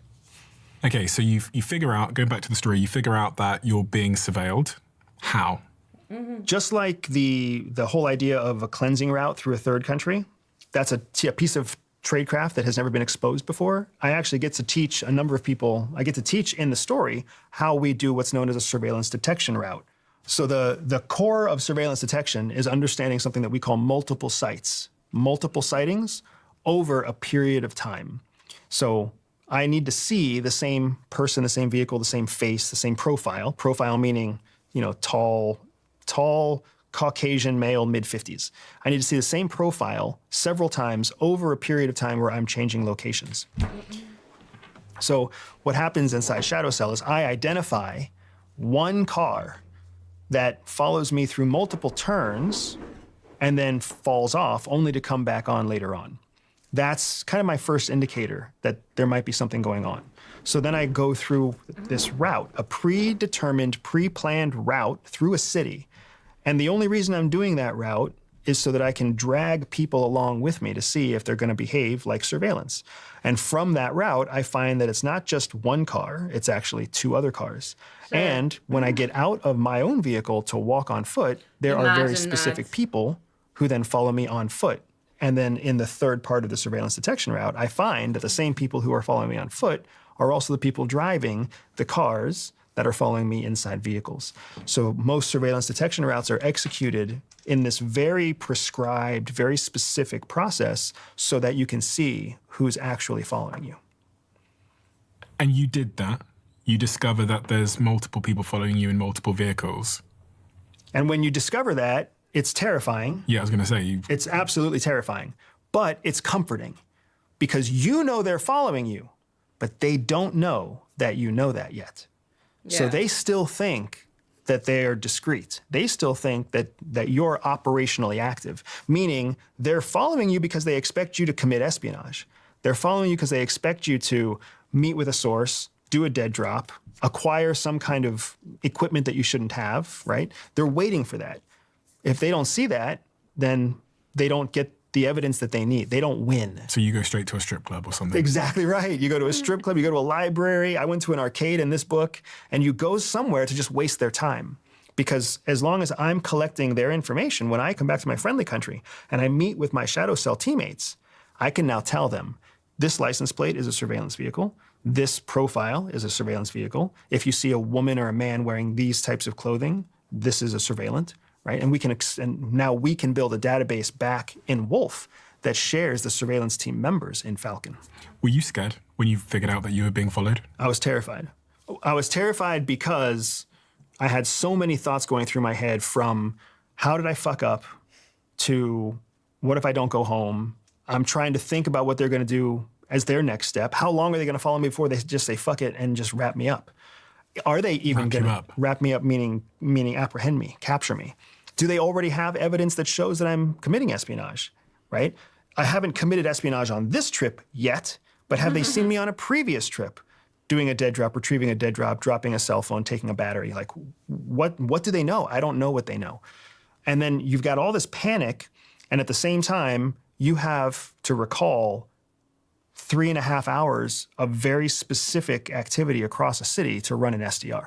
An SDR? A surveillance detection route. You have to recall, I turn left on Front Street, I go 2 blocks, I turn right on 22nd North, and then I turn left on an alley. You have to recall this thing that you memorized, that you worked through, and at the same time that you're having this spike of adrenaline and panic. And you were on your own? I was on my own for that operation. So you go through this route through the city that is predetermined for you to go down, and presumably this particular route is designed in such a way where it gives you opportunities to expose them. You realize that you are being followed.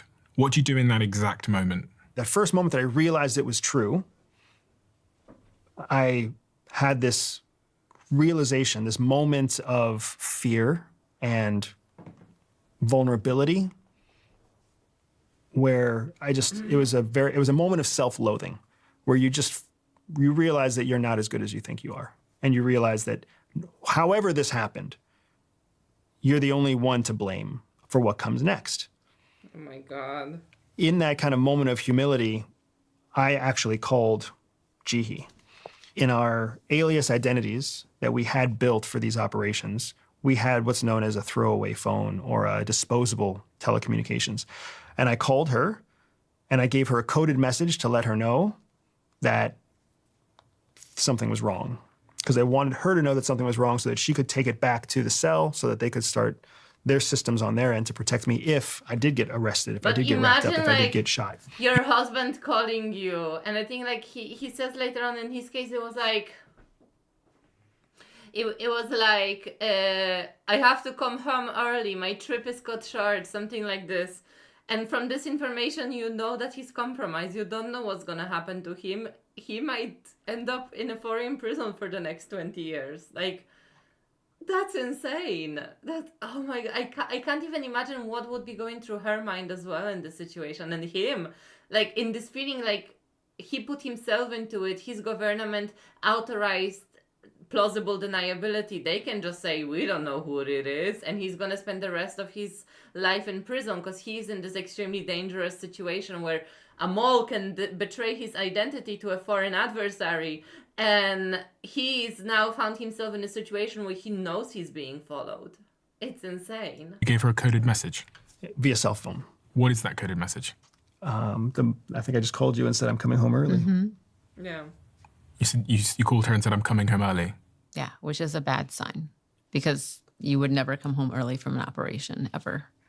So as soon as I heard he was coming home early, I knew that something was wrong. Take me into your world at that time. The phone rings. I get the call from my burner phone, and which was unusual anyways. I mean, I always had it because that was part of our communication plan, was for us to do that when we were apart. So a burner phone is a secondary phone that you just use for these kind of things? That just for this. It's never used for anything else. It's not connected to a name. And that's what keeps it anonymous for us. And so he calls and he says, hey, I'm coming home early. And I'm like, oh no. Okay. Because you can't, if the line's being tapped, you can't be like, oh my God, what's going on? Like, are you okay? Because somebody's listening to it. It has to sound like we knew that his alias had a fiance. I was the fiance. So, it was totally natural for anybody listening in to hear him say, hey, I'm coming home early. So then I had to be like, oh, that's really exciting. That's great. I can't wait to see you. And he's like, okay, I love you. And then that's the end of the conversation. And that's all I get. And so after that's all I get from Andy, I go back to the office. I'm starting to scour all of our cables, go talk to James. Have you heard anything? Is anything happening? You started to scour all of your cables?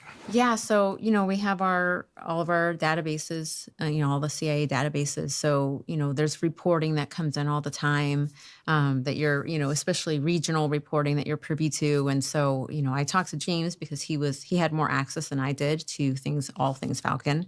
And so I was like, have you heard anything? Is there anything weird going on?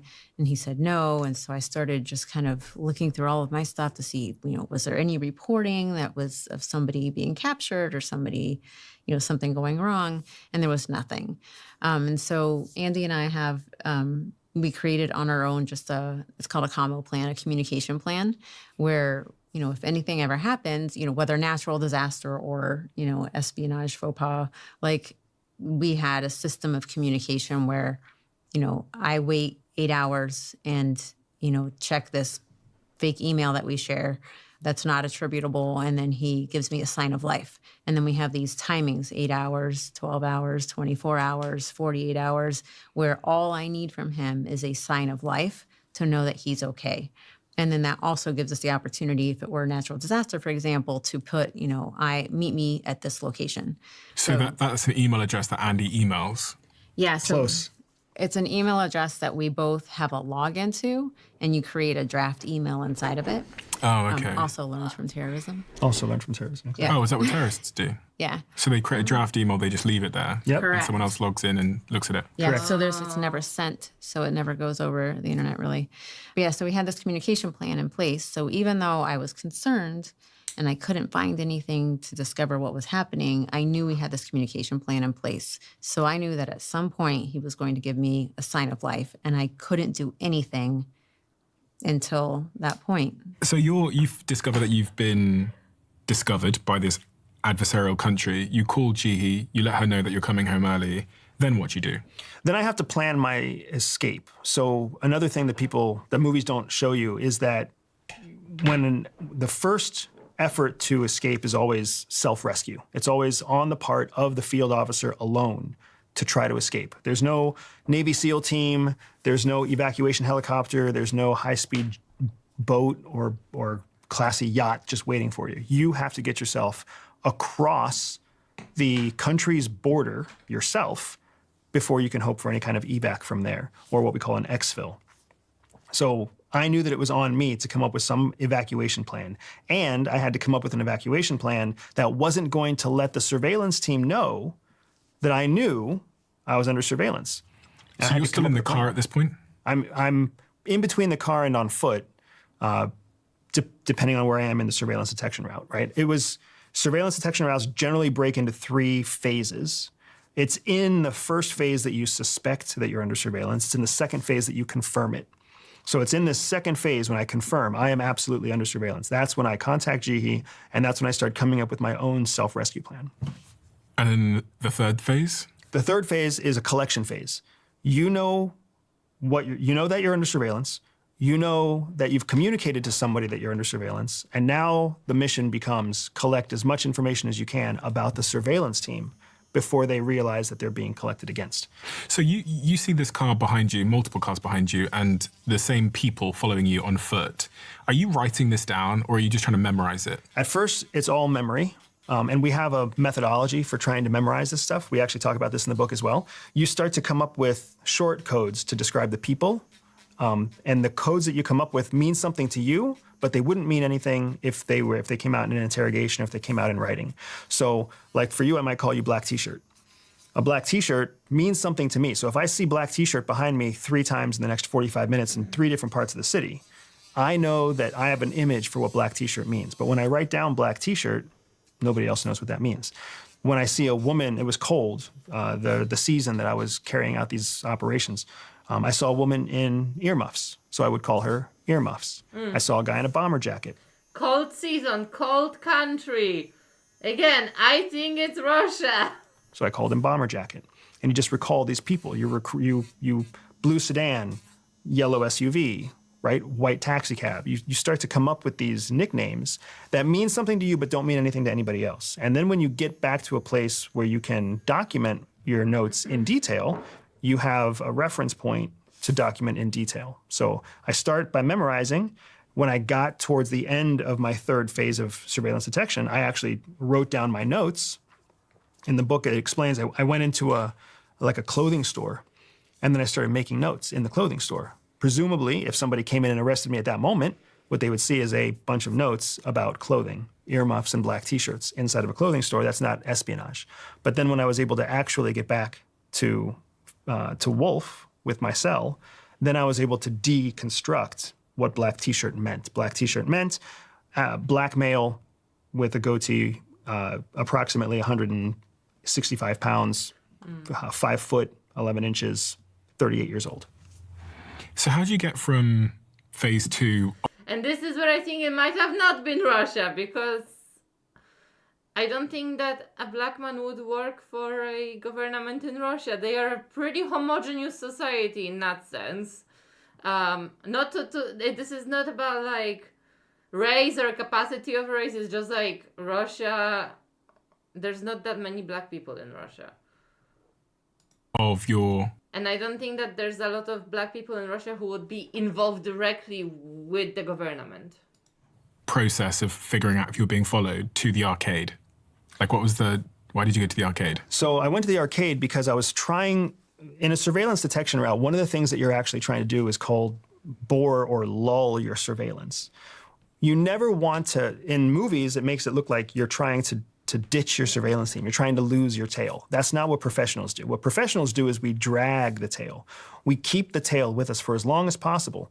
And one of the things you do is you make yourself very predictable. You move very slowly. You hang out in public places, which makes it very easy for them to observe you. I was actually going to the arcade to try to collect more information about my surveillance team, but I was trying to give them time and space so they could observe me in a public setting. It backfired, because what actually ended up happening is that when I went into the arcade, they lost me. They lost sight of me, which put them into a position where they started panicking to try to find me, even though I was just sitting inside the arcade. I mean, it doesn't sound like it backfired if they lost you. it's a terrible thing when they lose you, because when they lose you, they start to panic and they start to assume either they made a mistake or you're a trained officer. If you're a trained officer, if that's the conclusion that they make, they can come in and arrest you. If they lose you, then they start to make mistakes. And when a surveillance team starts to make mistakes, it means that they might stumble across you. They might have two different surveillance people find you at the same time. And for them, that's a scary thing, because for them, they're trying not to be identified. They're trying to be discreet. They're trying to not be seen. So when they, in this case, in the story that we share in Shadow Cell, when the surveillance team broke into a starburst means they broke ranks to try to find me in the arcade. When they broke ranks to try to find me, they presented themselves to me in the arcade face to face. And it was in that moment that I realized they know that I see them, and I know that they see me, and this is bad. You locked eyes with them. Which you're never supposed to do. Yeah. You're never supposed to do. You're never supposed to lock eyes with your surveillance. Imagine being in that situation. You're never supposed to lock eyes with anybody who's a threat ever, because that's threatening behavior, right? That's one of the reasons that people share strong eye contact with peers is a show of trust. Well, whenever you're locking eyes with somebody who's a threat, it's a sign of aggression or dominance. So whenever you're being surveilled, you never want to make eye contact with your surveillance team, because your surveillance team will see that eye contact as a threat. When you say you sort of bumped into them in that arcade, what's the distance? 3 feet. 3 feet? And how long did you lock eyes with each other? It felt like an eternity. In reality, it was probably 2.5 seconds. I mean, 2.5 seconds is a long time. Especially when you're trying not to be seen. So recreate that moment for me. You're in the arcade pretending you're playing with games. You turn a corner. It's horrible, man. It's a horrible story. I'm in the arcade. I think I'm doing everything right. I'm like, oh, I'm in the arcade. They watched me come in. They're probably taking a smoke break outside. They've got nothing to worry about. And I'm kind of going from game to game and spending whatever credits that I bought in the arcade. And I go to this dinosaur hunting shooting game, right? Almost like Big Buck Hunter or like Jurassic Park. And I pick up a rifle and I'm shooting at dinosaurs. And I'm just killing time. And then the fucking surveillant comes around the back of the machine looking for me. He comes around the back of the machine and he sees me and I'm holding a fucking gun. And I look at him and he looks at me. And that's when our 2.5 seconds happened. And I'm sitting there and I'm like, what just happened? Why did I just see Bomber Jacket come around my video game console and stare at me in the face? And that's when I kind of realized, oh my gosh, like the team is in panic. I can see multiple people in the team. They lost me. They're trying to find me. Bomber Jacket just found me. What did Bomber Jacket do when he looked at you? His jaw dropped. He went slack. Like he looked at me and he knew that he had fucked up too. And I looked at him, and in my mind's eye, I was just hoping that I didn't look as stupid as he looked. In that moment, is it true to say that you should have just looked back at the dinosaur game as fast as you possibly could? What I should have done is I should have seen a person come around the corner and just kind of stayed in the game. That's what anybody else would have done. Anybody else would have just stayed in the game. They're focused on the game. They don't even realize there are people walking around, right? But the fact that I saw him and then looked at him, and the fact that he saw me and looked at me as two professionals on opposite sides of the playing field, we both made the same mistake. We both made the mistake of showing our recognition to our intended target. And before we continue, as far as your alias was in that country, you were called Alex Hernandez, right? Correct. And you were running a business called Acme Commercial? Correct. What was Acme Commercial supposed to be doing as a company?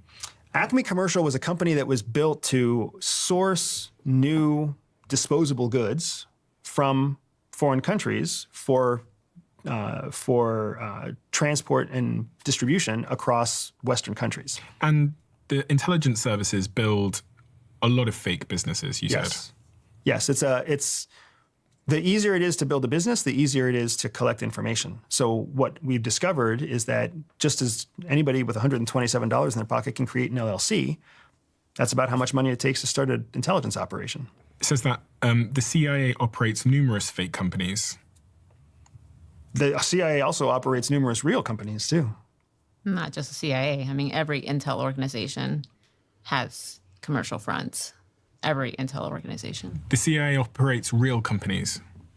What does that mean? There are real companies out there owned and operated by That's CIA. crazy, InQtel no? is one of those companies. It's an investment vehicle where CIA invests money and invests in new technology, and all the technology that goes through InQtel knows that it's going through to CIA. Okay, that's public though, right? Correct. But the ones that aren't public, so the CIA will create a company, and then they will use that company to pretend to be doing something in a foreign land, basically. But the primary mission is intelligence. This is one of the most fascinating things, not only about CIA, but about all of your first world intelligence organizations. You've heard of what's known as the black budget. The black budget is the budget of discretionary money that can be spent on military and intelligence operations that isn't tied to the taxpayer. Everything else is fine. Just my big finger, my thumb, is fighting back, resisting against the beautification ritual. I'm struggling a lot here with this thumb of mine. It's not in the shape which is friendly to this action.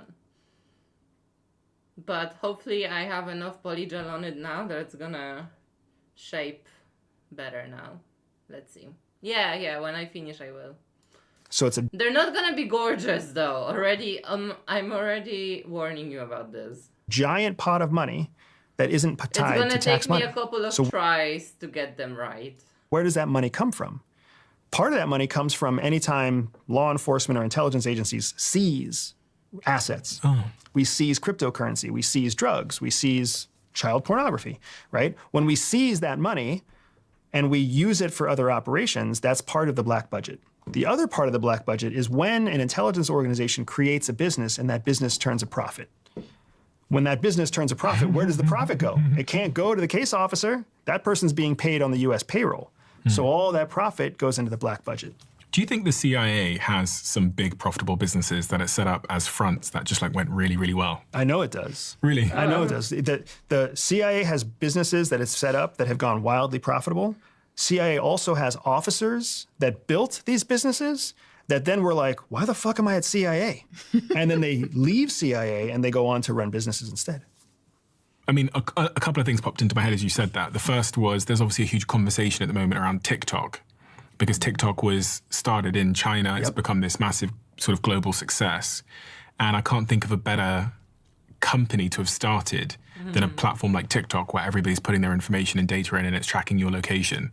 So what is your perspective on something like TikTok? Do you think was started as a tool to spy? I don't believe TikTok individually was started as a tool to spy. I believe that what happened is TikTok became wildly popular and the government in China realized, hey, everything in China belongs to the government anyways.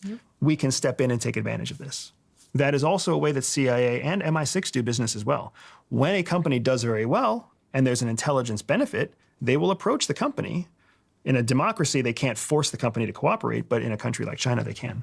So do you think the social networks, a lot of the big social networks, have been approached by the CIA or the MI6 and asked to give the information to them? I would go a step further and say that they've all been approached and that the vast majority of them cooperate. Is that a concern for the average person? Not for the for the average person, that's a benefit. The average person is not being targeted, I promise you. Like, there's zero interest. And for the federal government and for the intelligence community, there's absolutely zero interest in the average person. The person who's cheating on their spouse or avoiding $5,000 in taxes or who isn't paying their parking bills. Nobody cares. The federal government doesn't care about that. Well, you were doing some of that targeting, right? Right. So did you ever work with any existing company to give you information? So all of my data, depending on what country I was working on, had different sources. And some countries had more sources than others, but they're all sources I can't disclose. But there's tons and tons of data that would come into me. And then I worked on a number of cases where I had to get FISA requests. What's a FISA request? FISA request is when you want to collect information or take information from somebody who is an American citizen. And I just want to remind people that American citizen, most people who complain about, oh, they're targeting American citizens, are thinking about themselves. Yeah. They're looking at themselves in the mirror and thinking, oh, they're targeting American citizens. They're not thinking about the Chinese person who just came over and naturalized. They're not thinking about the, Iranian who's been here for a long time and naturalized, right? Like all of those, they're not thinking about, the Al-Qaeda member Yeah. who claimed to be a refugee to get here to get some sort of green card. Right. So American citizenship, a lot of people have that. And some of those people are doing bad things. And some of those people are our adversaries who have infiltrated the United States and are here to gather intelligence to give to our adversaries, or are here to do bad things within the country. And so we have to get FISA requests to get the data on them. And what does that mean in reality, a FISA request? Does that mean that you can go into their phone?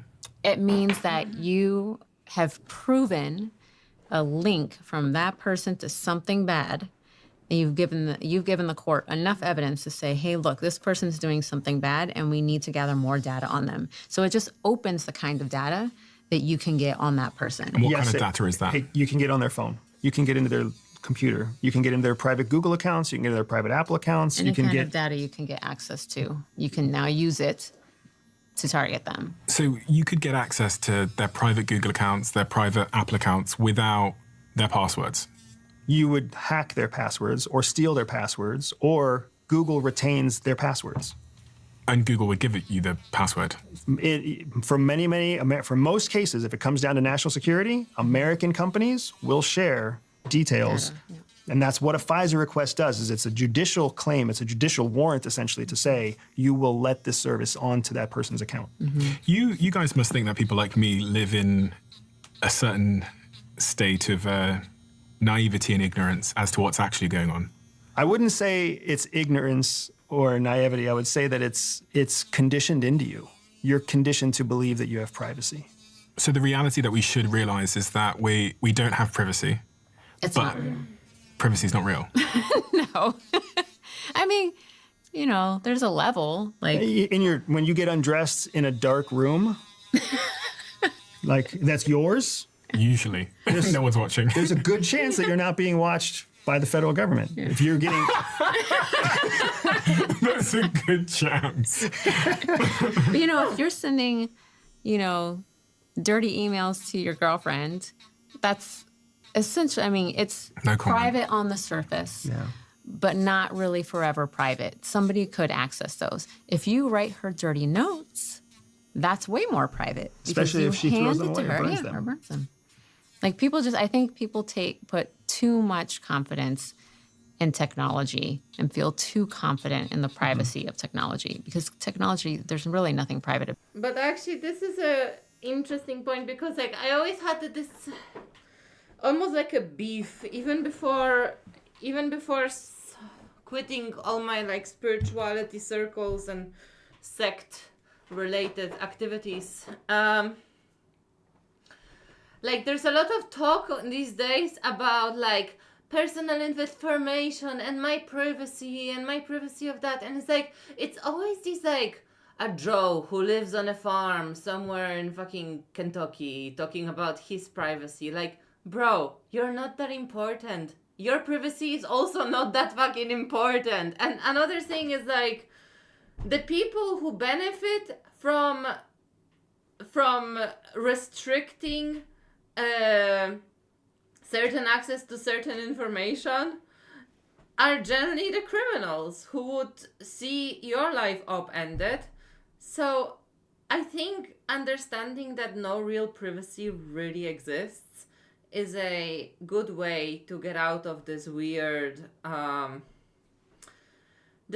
echo chamber of just people being my privacy is being violated. Anyways, sorry, that was just a rant. About it. To an extent, yes. But if you think that nobody can ever look at your stuff, that's wrong. Do you think the CIA knew you were coming here today? I think the CIA knew we were coming on Diary of a CEO, and I think they knew that we were going to talk to you about our book. How do you think they knew that? Because we know that CIA, as well as other intelligence services, as an example, the United Arab Emirates, we know that they have a dedicated person that sits in their office that watches us. So how would they know you were coming here today?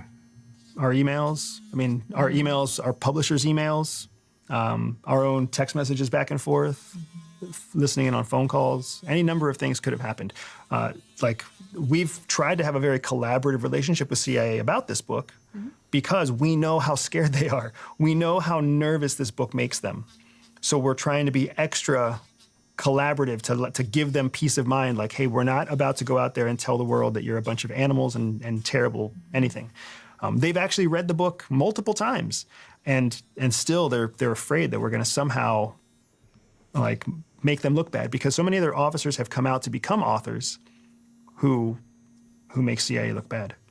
There was a couple of other things that, we are going to get back to the arcade and what happened next, but there's a couple of other things that sprung to mind when you talked about how people can make real businesses, fake businesses, have various different covers. The next one was, you mentioned Edward Snowden earlier. And in mentioning Edward Snowden, you used him as an example of someone who returns to the country that they were working for the whole time. So with Snowden, and the Snowden case in specific, right? Whenever somebody flees their own home country, yeah, nobody gives them protection for free. Even in the United States, we don't give anybody protection for free. You have to earn it. You have to share some sort of currency. And that currency may not be cash dollars. That currency might be information. So when Snowden leaked to The Guardian the operations at NSA that were collecting against American citizens, the same American citizens that Jihi was just talking about, right? Nobody cares about Joe Bob. Everybody cares about, the person who's pretending to be an American citizen but is in fact a terrorist threat. When Snowden made his escape, when he fled the United States, he was essentially trading classified information, not just the details of the NSA case that he whistleblew, but other confidential information that he collected specifically as currency to help him basically pay his way through Hong Kong and into China, or into Russia. And so he lives in Russia now? He's a Russian citizen. I'm pretty sure he's also received a Russian award for heroism. And you think he gave secrets to Russia about the United States to get that? I can almost guarantee you, yeah. What he gave, I don't know, but Russia wouldn't give him that status unless he had given them something in return.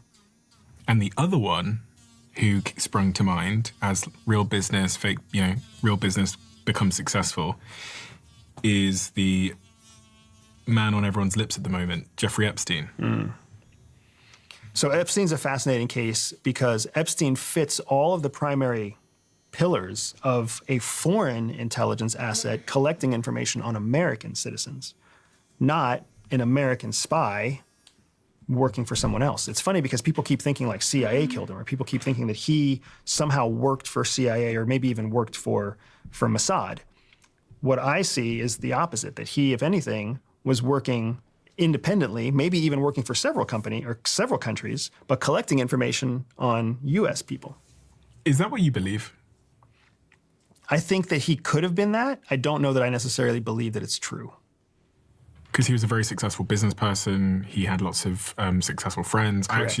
I was interviewing someone the other day and they said that they met Jeffrey Epstein, and Jeffrey Epstein was really, really interested in their physics and science discoveries and wasn't interested at all in the financier stuff that he was pretending to, or he was purporting to be involved in. And this person said to me, it was just really bizarre because he was only interested in the physics and science discoveries we had at Harvard. He wasn't particularly interested in finance to me. And that person was like really shocked by that. What I've learned working with wealthy people and successful people is that they're often very intelligent and they're often misunderstood. And part of the reason that they have grown as successful as they have grown is because they don't really fit in anywhere else. If they would have fit in somewhere else, they would have been distracted by the area where they fit in. Instead, they had to carve their own interests, their own passions, their own drive. In many ways, when I look at Epstein, that's what I see. I've also worked with many wealthy people who have gone to jail. And when wealthy people go to jail, their whole identity crumbles. And they start to doubt themselves, and they start to have these irrational thoughts that sound totally rational to them. I had a client who was very wealthy, who was going to jail after being found guilty of a crime that arguably couldn't be proven, but the court system was set up in such a way that he was found guilty. And he literally thought that it would be better if he cut off all ties to his kids and just went to jail, and then even when he got out of jail, never talked to his kids again. Because that would be better than shaming his children for the rest of their life with a father who went to jail. So when I think about the Epstein case, and I think about a wealthy, powerful man who was having parties with the world's elite, and then he goes to jail and he kills himself, to me, that's not an unbelievable series of events. The whole thing with the island and the underage sex and all this stuff, people just can't seem to shake the idea that he wasn't extracting information. And then the fact that they won't release the flight logs or a list of the names of people that were frequenting his island or interacting with him also raises another question mark about why wouldn't the US government release that? Why isn't Trump very quick to release that information? There are lots of secrets that are kept for lots of reasons. And when we talk about, like, if there's anything that we've learned, need to know, the need part is the driving part. What is the need to know? There's plenty of secrets the government has that it tells the American people it doesn't know. It's just lying. Of course it knows, but it's working the common good to say, if you knew what we knew, it could cause panic, it could cause chaos, it could cause any number of things. And in the United States, that is one of the rights and privileges that the federal government has. So what do you both think happened with the Jeffrey Epstein situation? Because it smells fishy to everybody. The fact that, Trump and Kash Patel and various other White House officials were saying, we're going to release it the minute we get in there. And then they get in there and they say, there's nothing to release. You must, because you understand this much more than I would, you must see like fingerprints of what you think is actually going on there or the real reasons they wouldn't release it. When I look at it through a lens of probabilities, the most probable outcome is that somebody in the prison was hired to hurt Jeffrey Epstein. That's the most probable outcome. That somebody outside was watching the Epstein case and knew that Epstein may or may not have compromising information on them, and that wealthy, well-connected person paid to have a hit inside the prison. That's just, to me, that's the most probable result of things happening. That explains the missing evidence, that explains the videotapes, that explains the stories inside of prison where nobody can see what's going on. Also, that's the most vulnerable place for Epstein to have been neutralized. That's how we would have run an operation. But why wouldn't the government release that? Why wouldn't they say a prisoner killed him? The government may not know that, because if a prisoner was paid to do it, they may have covered their tracks well enough. Or they may have paid a prisoner and the guards to also cover the thing up. Jail's a nasty place. People forget how nasty a place jail is. And jails are commercial. They're not federal for the most part. So it's a commercial business that has all sorts of plausible deniability. There was a whole theory about Jeffrey Epstein and how he potentially was working for Mossad. And honestly, from the little bit I heard about Mossad, I know that they don't fuck around. So honestly, wouldn't be surprised. Business. But it feels like he's alluding to something like this, like working for a foreign intelligence agency. Very well might be. I mean, the recent leaked information about Trump blowing Bill Gates, like that sounds like something a foreign government would like to have, right?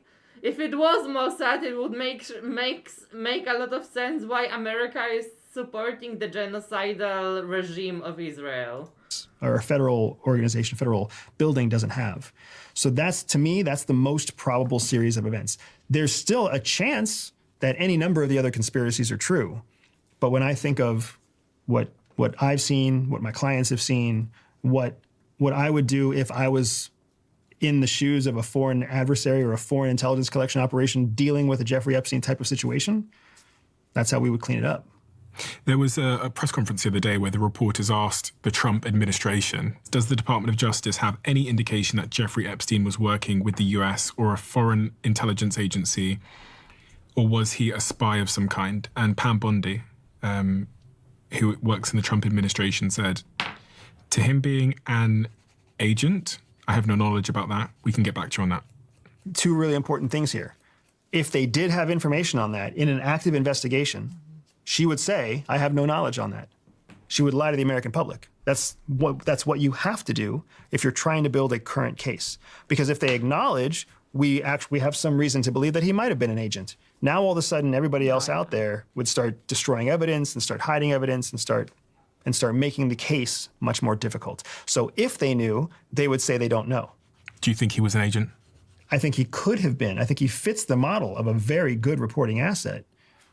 But I don't have enough evidence to say that it was actually one. Do you think he was?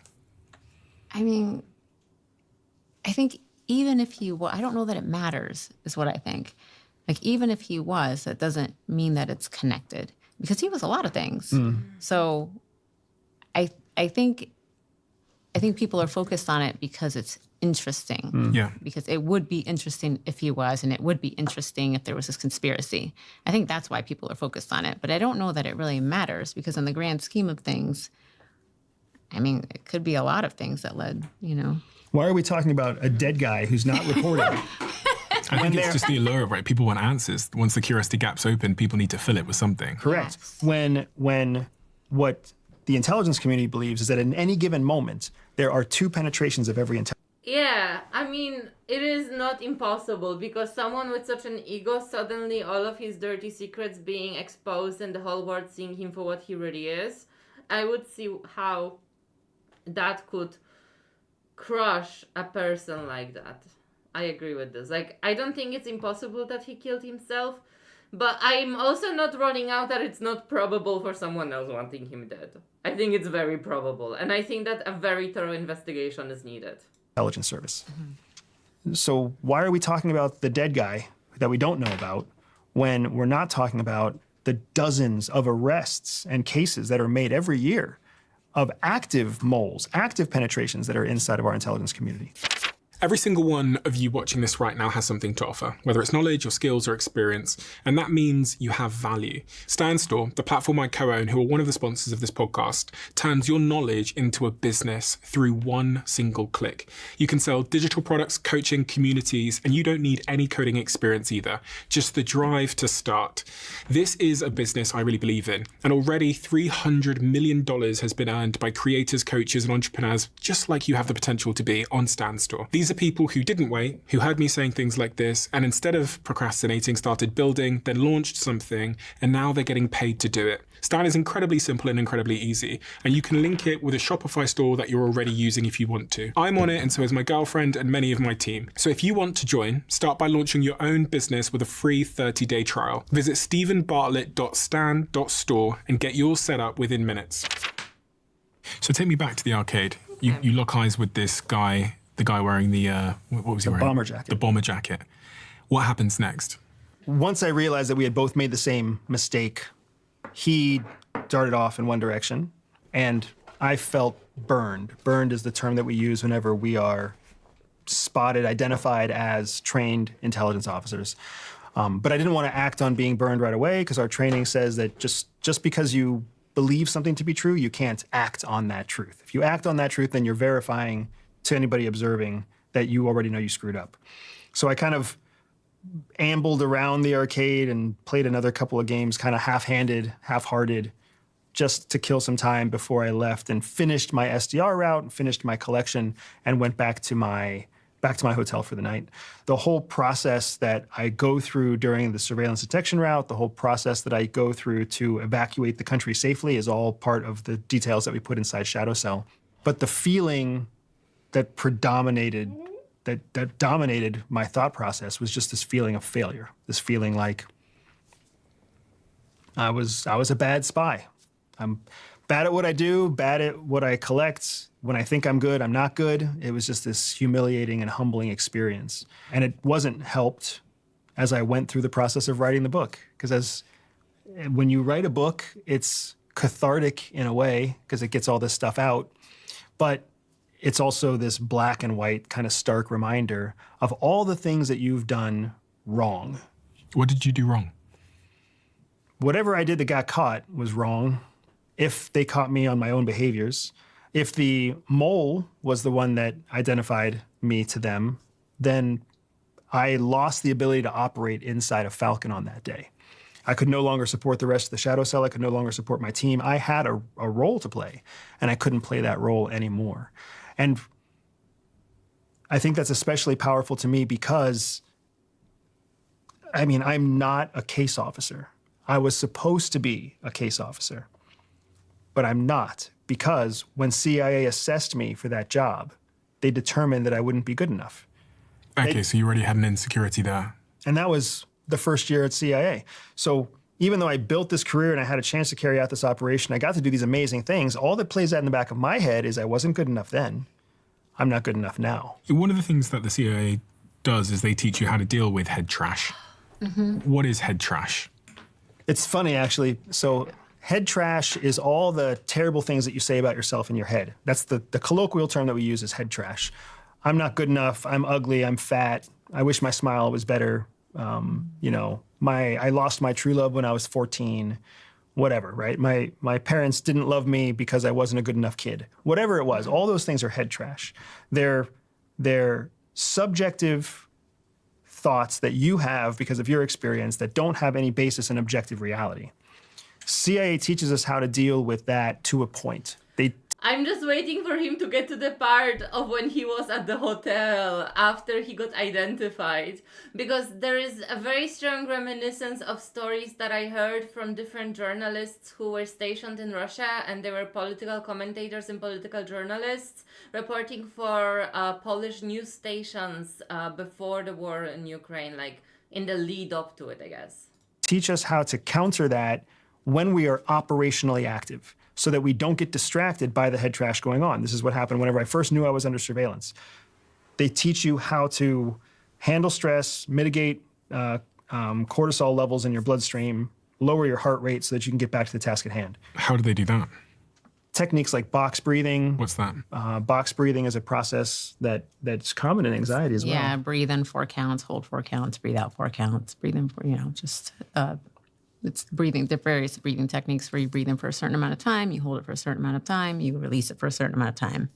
And the goal there is to reduce your heart rate, to reduce your blood flow, to reduce the speed at which the cortisol that's being released from your brain gets spread to the rest of your body. So you can start to take back your physiological movements and actions in a hope that it also brings back your cognitive functions and capabilities.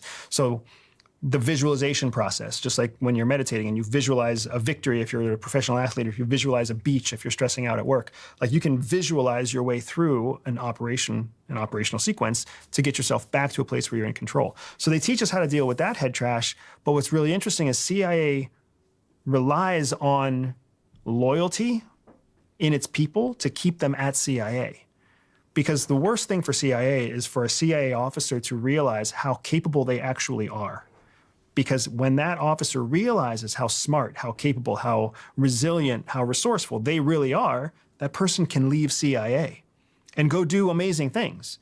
So a big part of what CIA does is they train you to be operationally useful, but then they still condition you to be like loyal and needy of outside validation, specifically from them. So it's a very strange flywheel that exists. A lot of businesses are like that as well. Yeah. It's not a healthy relationship, but it's a very effective relationship.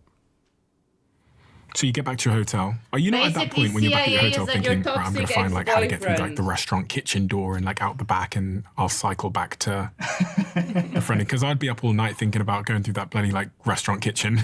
A big part of that is what you do in the second phase of your SDR. And I had those thoughts. I thought about, I could get on a motorcycle, I could ride to a local airfield, I could pay in cash for that airfield person, like a little private pilot to just fly me on a puddle jumper somewhere where I walk across on foot, and then I can make a phone call from another place. Like I thought about all that shit, right? The problem is, if you actually act on that and you're being watched, what sense does that make? The only person who would do that kind of crazy shit is somebody who's trying to escape the country. So what did you do? I went back to the hotel. CIA be out there acting like your toxic ex-boyfriends, like, all you ever need is me to tell you that you're worthy of my love. But this is really interesting what he's talking about now, because it's like, it's true, like, you know you're being followed, and suddenly, like, they know that you suspect something, they don't know what you suspect, you don't know what they know, no one knows how much the other side knows, you both know you're aware of each other, and now if you're gonna act suspiciously, like, get on a minor plane and cross the border, or cross the border on foot, or something like this. This is extremely suspicious. So it's like, do you risk it and you just continue on with your cover? Like, oh, I'm just a businessman, I'm going home early, or, and hoping that, they don't know enough to deem you important enough to take you in? Or do you actually make that risky move and then potentially get caught and face real fucking consequences? My plan was to literally just leave, was to walk across the border like any other law. What would you guys do? Do you have any theories on how would you react in that kind of situation?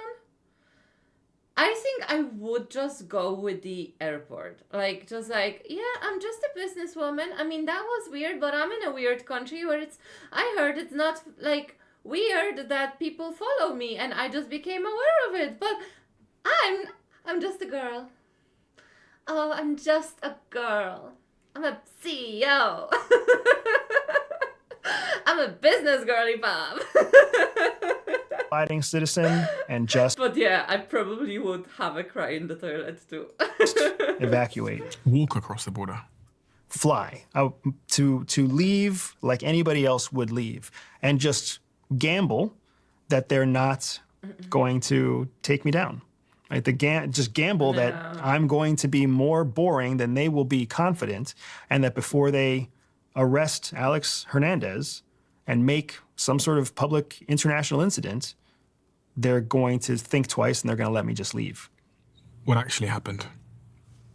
So what actually happened is I get back to the hotel. I don't really sleep at all. I try to use sleep techniques to get me to sleep because I am certain that at any given time, someone's going to burst through the door and just take me down, because they already know I'm changing my flight. They already know I'm updating my itinerary. I've made all the phone calls. I've worked it through my company, right, my cover company, to get me home early.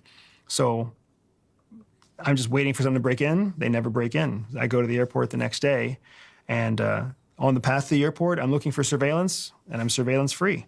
And I get to the airport first thing in the morning, and I'm waiting, and like every step, I'm waiting for someone to jump out of the dark shadows and take me down and drag me off to prison.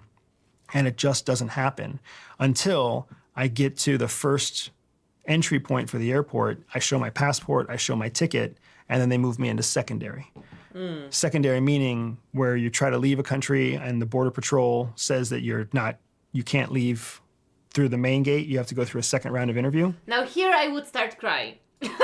So they pull me off into a secondary room, and I go through a light interrogation with two local Falcon officers at like 7 o'clock in the morning, first flight out, and they're testing my story and they're interrogating me to understand what have I been doing in the country, why did I change my flight. They're going through my cover story, they're going through my meetings from the day before. They're going through everything 2 and 3 times, which is it's an interrogation technique to see if somebody's lying. And I'm sitting there going through this whole process, watching what almost feels like two untrained Border Patrol agents trying to crack me.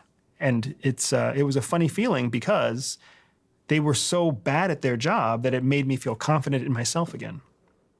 Are you trained on how to deal with those situations in terms of body language and how you speak? And Absolutely. CIA trains us on how to deal with interviews, how to deal with interrogations, and even how to deal with actual capture and strategic, almost like enhanced interrogation, like what we do call torture here in the United States. And so from your training, what were you implementing at that moment in time?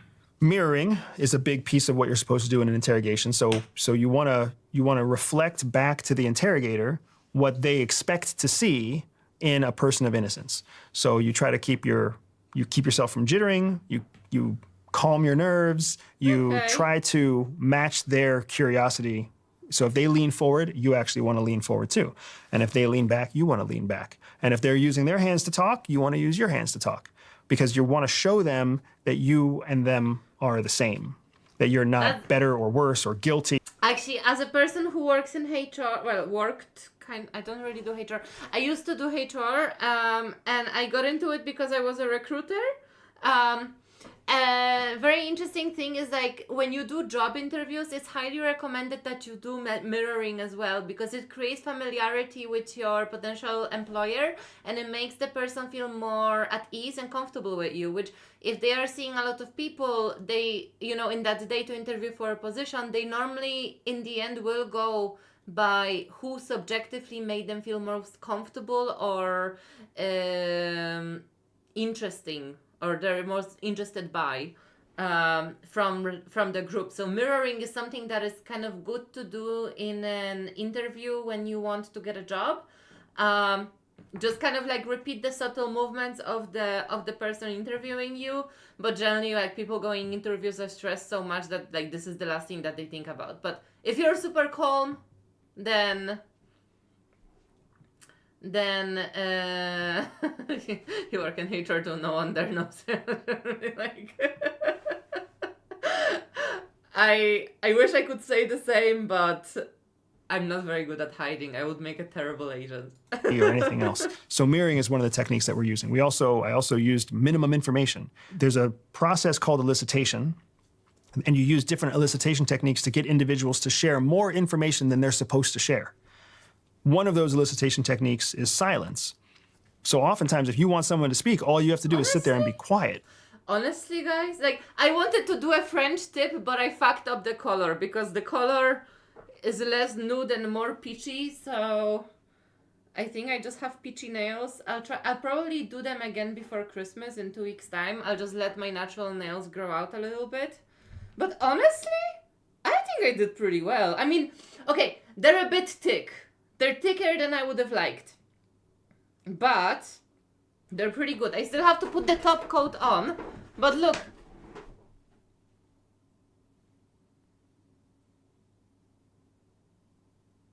Right?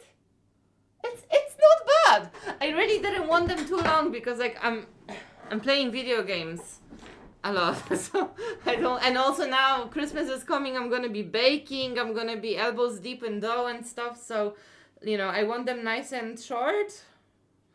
Like, okay, some of the shapes are a little bit off, they're a bit too thick, but overall it's okay. It's good enough. Now I'm gonna have to do the other hand. I think I'm gonna try a different technique, but in the meantime, I will clean up here a little bit to start the other hand with a clean environment. All right. Because it will force them to talk. This is something that many interviewers use, especially when they're Border Patrol agents or when they're like law enforcement or local law enforcement. They'll just let somebody kind of admit their guilt. So for me, they ask a question, I answer their question, and then we sit there in silence for as long as we need to sit there until they ask their next question, and then we sit there and I answer their question, we sit there in silence again. And that's combating elicitation. It's a technique that we call counter-elicitation. And that's just one of several elicitation techniques that interviewers can use. And that's useful in everyday life, I guess, as Absolutely. well. In what context? When you're dealing with a negotiation, when you're dealing with a hostile employee, when you're dealing with a hard conversation, when you're trying to... When you're negotiating salaries with your potential employer, don't do it in the first interview. First get through the process, let them give you an offer, and then move on to negotiations. But if you are negotiating the terms of your contract at an employer, again, very handy to take this technique and apply it in your own life. You can take it from the CIA agent. You basically state your offer, let them take it, let them come back. But don't speak through the silence while the other person is coming up with the repost, because that also exhibits a more submissive position in the negotiation. There you go. Learning from spies how to get your contracts right. Find information in another person who you think is holding information back. Elicitation techniques are incredibly valuable. You can ask them a question, you can ask them the same question twice. That'll help you identify whether or not they're lying, if there's a gap in their two answers, or if they answer two different ways. And I mean, I'm sure you've seen it as one of the things that makes you such an effective host in your own house here is that you use elicitation techniques all the time. You ask feeling-based questions. How did you feel about this situation? Take me back to that moment. If you could be king for a day, what would you do? Right? These are all very advanced elicitation techniques because it gets people to express more than they thought they would share. So you're in that room in that airport. These two very poorly trained guards are trying to get something out of you. They don't get it out of you. Correct. So at some point The fact that they are so poorly trained is another reason why I feel like it might be Russian. Please don't kill me. He just let you go? Correct. So what ends up happening is they're arguing with each other, and I don't know why they're arguing. It seems like from the pigeon words that I can pick up, one of them's talking about being busy and not having enough time, and this doesn't make sense. And the other person's talking about we have to do this, this is required, et cetera, et cetera. I don't actually know what they're saying to each other, but I see that their aggression with each other just keeps going up. Almost like two colleagues who are... This outward aggressive behavior between the two officers is also something that I would attribute potentially with Russians, because like if I think about, okay, major adversaries of the United States, I don't think it's China. Chinese officials would be a lot more, well, A, they would be more trained. B, they would be more polite, because culturally, especially in professional settings, and I don't think it goes more professional than Secret Service, I think that the officers interviewing him wouldn't be outwardly aggressive with each another, especially not in front of him, because it's just very not in the style of what you would associate with Chinese professionals addressing each other as. So in that way, I don't think, I mean, could it have been some Middle Eastern country where the US had an operation? Potentially, but I feel like we've already had the lady in the hat that was one of the crew with the earmuffs that was following him, indicating that it was a cold country. How many cold countries in the world are adversarial towards United States, right? So, like, most of the cold countries are part of the Western Bloc, NATO. So that makes me wonder.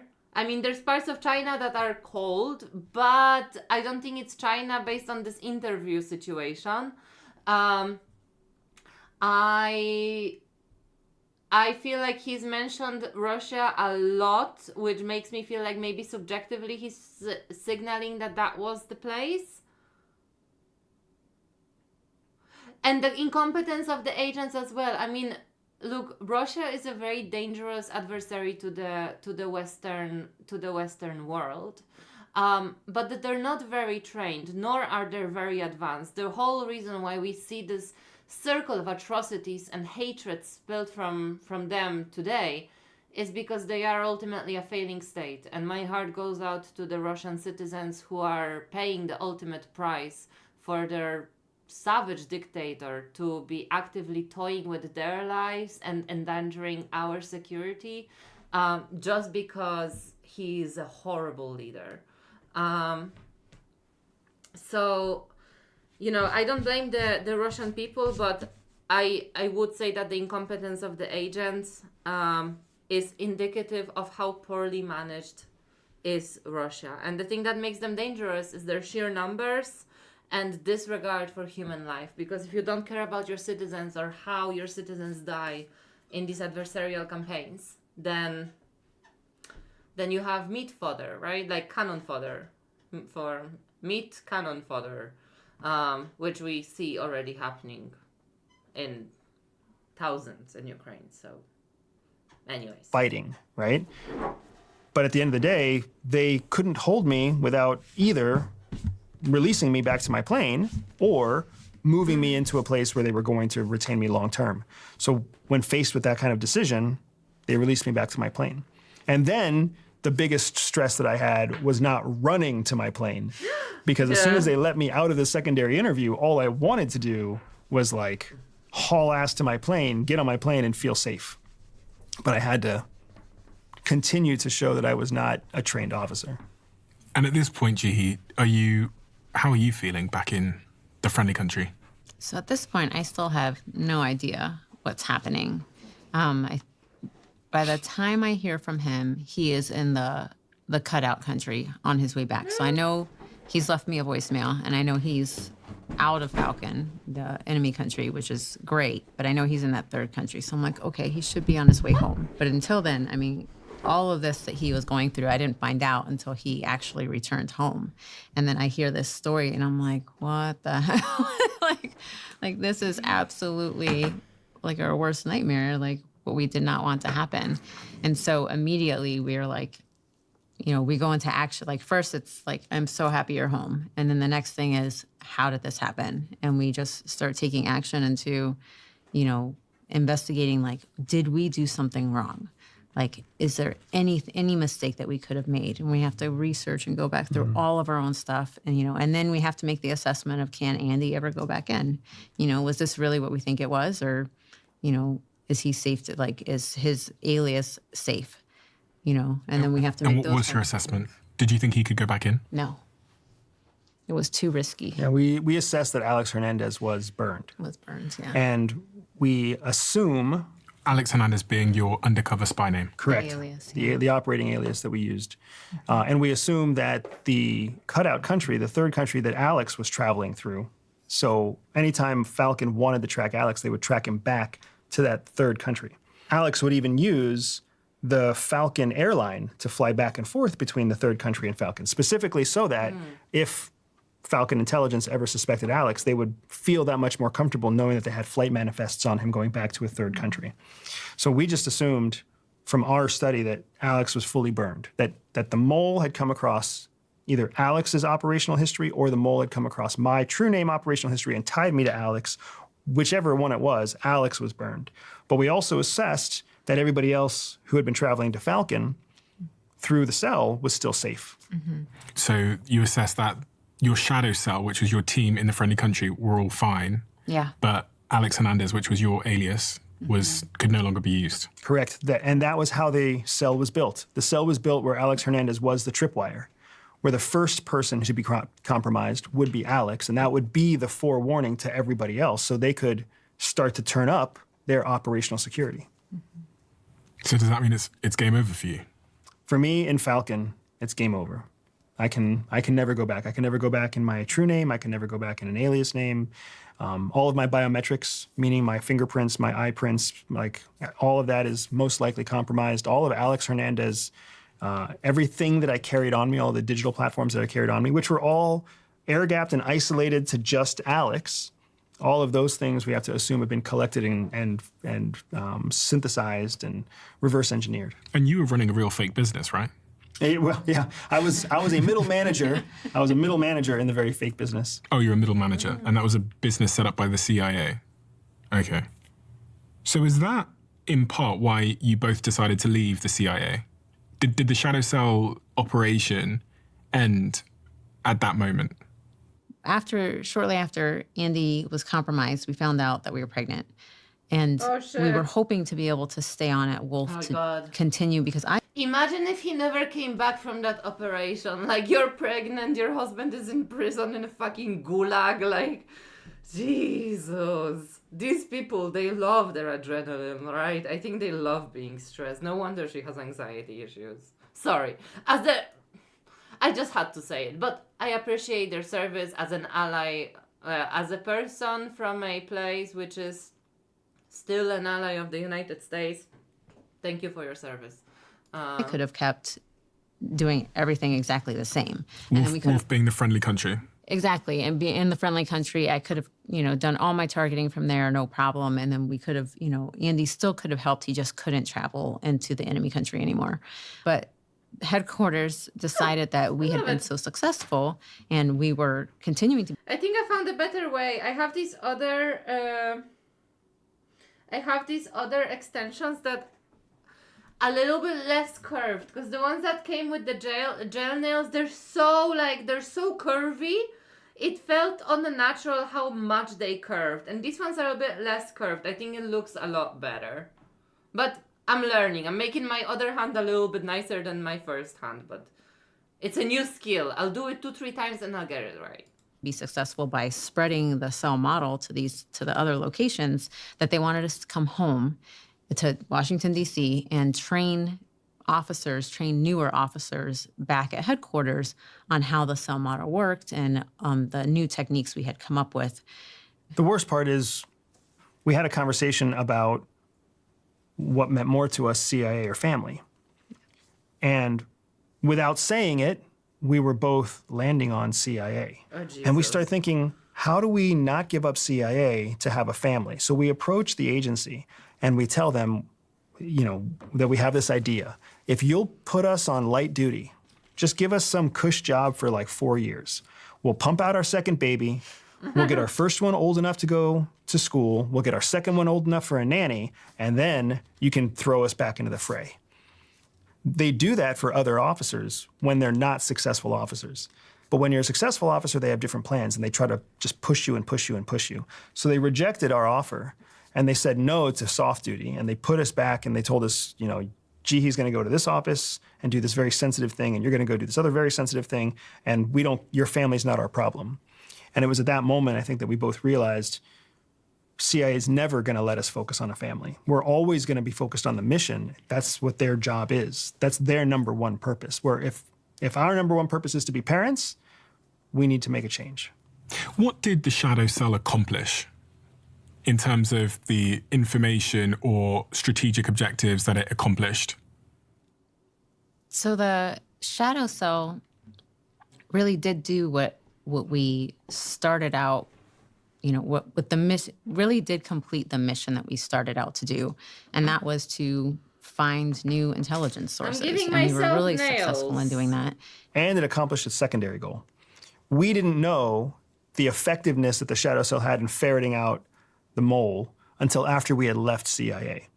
We found out that the mole that we had been plagued by was actually arrested by FBI in, I think it was 2019. It was later. So, but the case file that had identified that mole started all the way back with our operations. So it was successful in ferreting out the mole. It was successful in building new intelligence sources inside of Falcon. It was successful in maintaining the United States' intelligence advantage against this adversary at a time when all of our other operations were compromised by the mole. I think what Jihee's talking about is a completely unexpected benefit in that our model seems to have become the foundation for a massive restructuring at CIA in 2014, just 2 years after our cell model. When I escaped Falcon, 2 years after that, John Brennan, then director of CIA, rolled out an entire reorganization of CIA that was based off of the same cell model that we had built. Wow, Was that's this cool. the mole? We cannot confirm or deny anything about Oh, okay, they cannot the confirm. mole. I will say this, that if you research the time that man was arrested, you'll find 2 other people who were also CIA moles at the same period The of time. same period of time. So the work that you did overseas, you believe helped lead to the capture of this mole? The work that we did overseas, we believe, helped capture the mole that Falcon House was out to capture.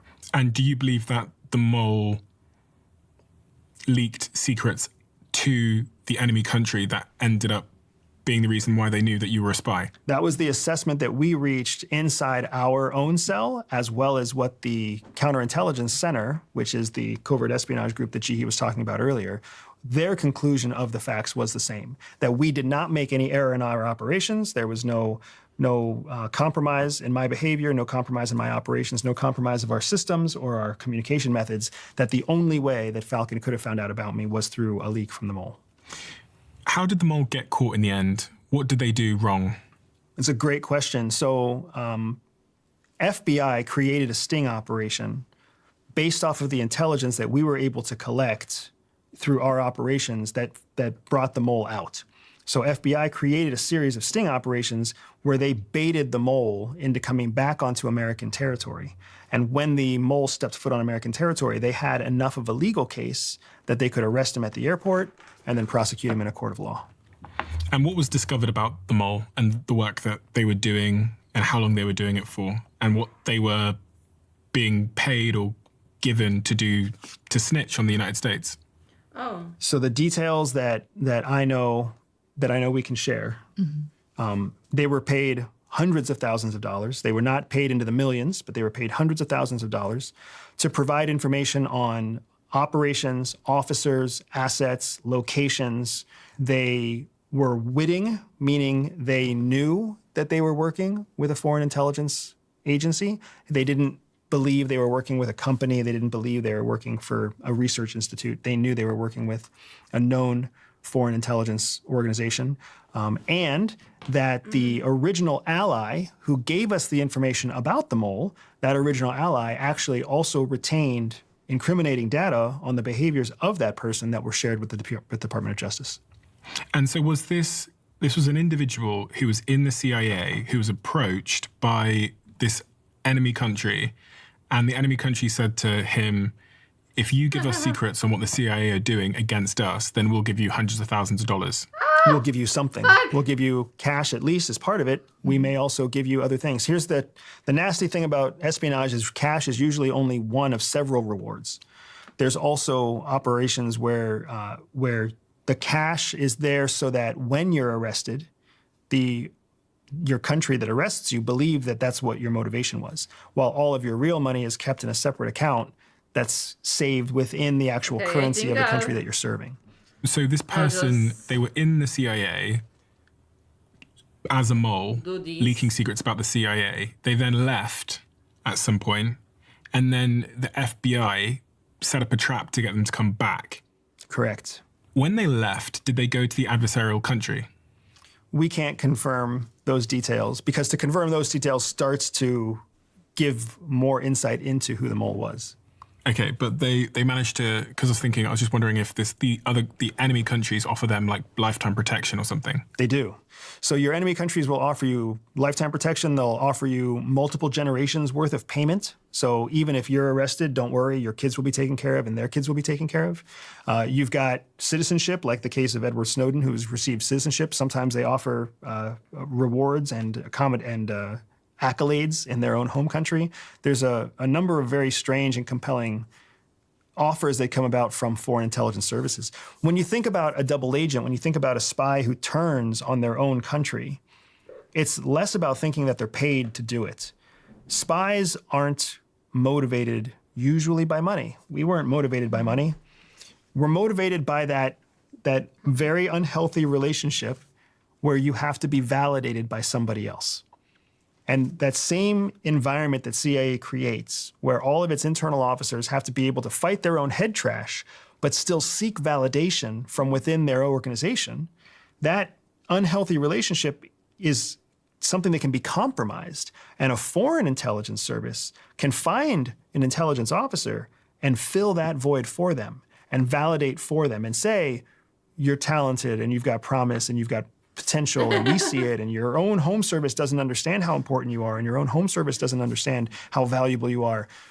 But actually, Ima, you know that they poach people from the technology industry very often, and smart individuals who are very accomplished in various ways, because they generally play to the ego, you know?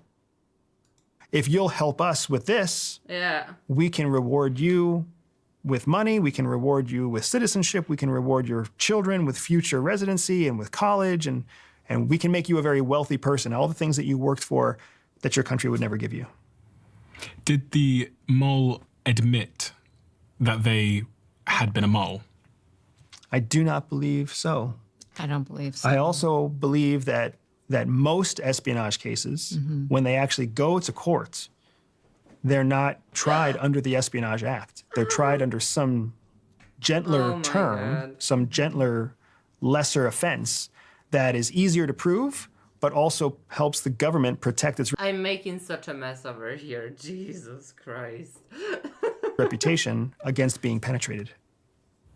So this individual, they left the CIA, flew to this other country, they came back and they tried to rejoin the CIA to get more information. Well, they tried to rejoin a federal agency, and that was how the FBI was able to lure them, and how they were also able to for an interview. Yeah, for an interview, and how they were able to get them on American soil.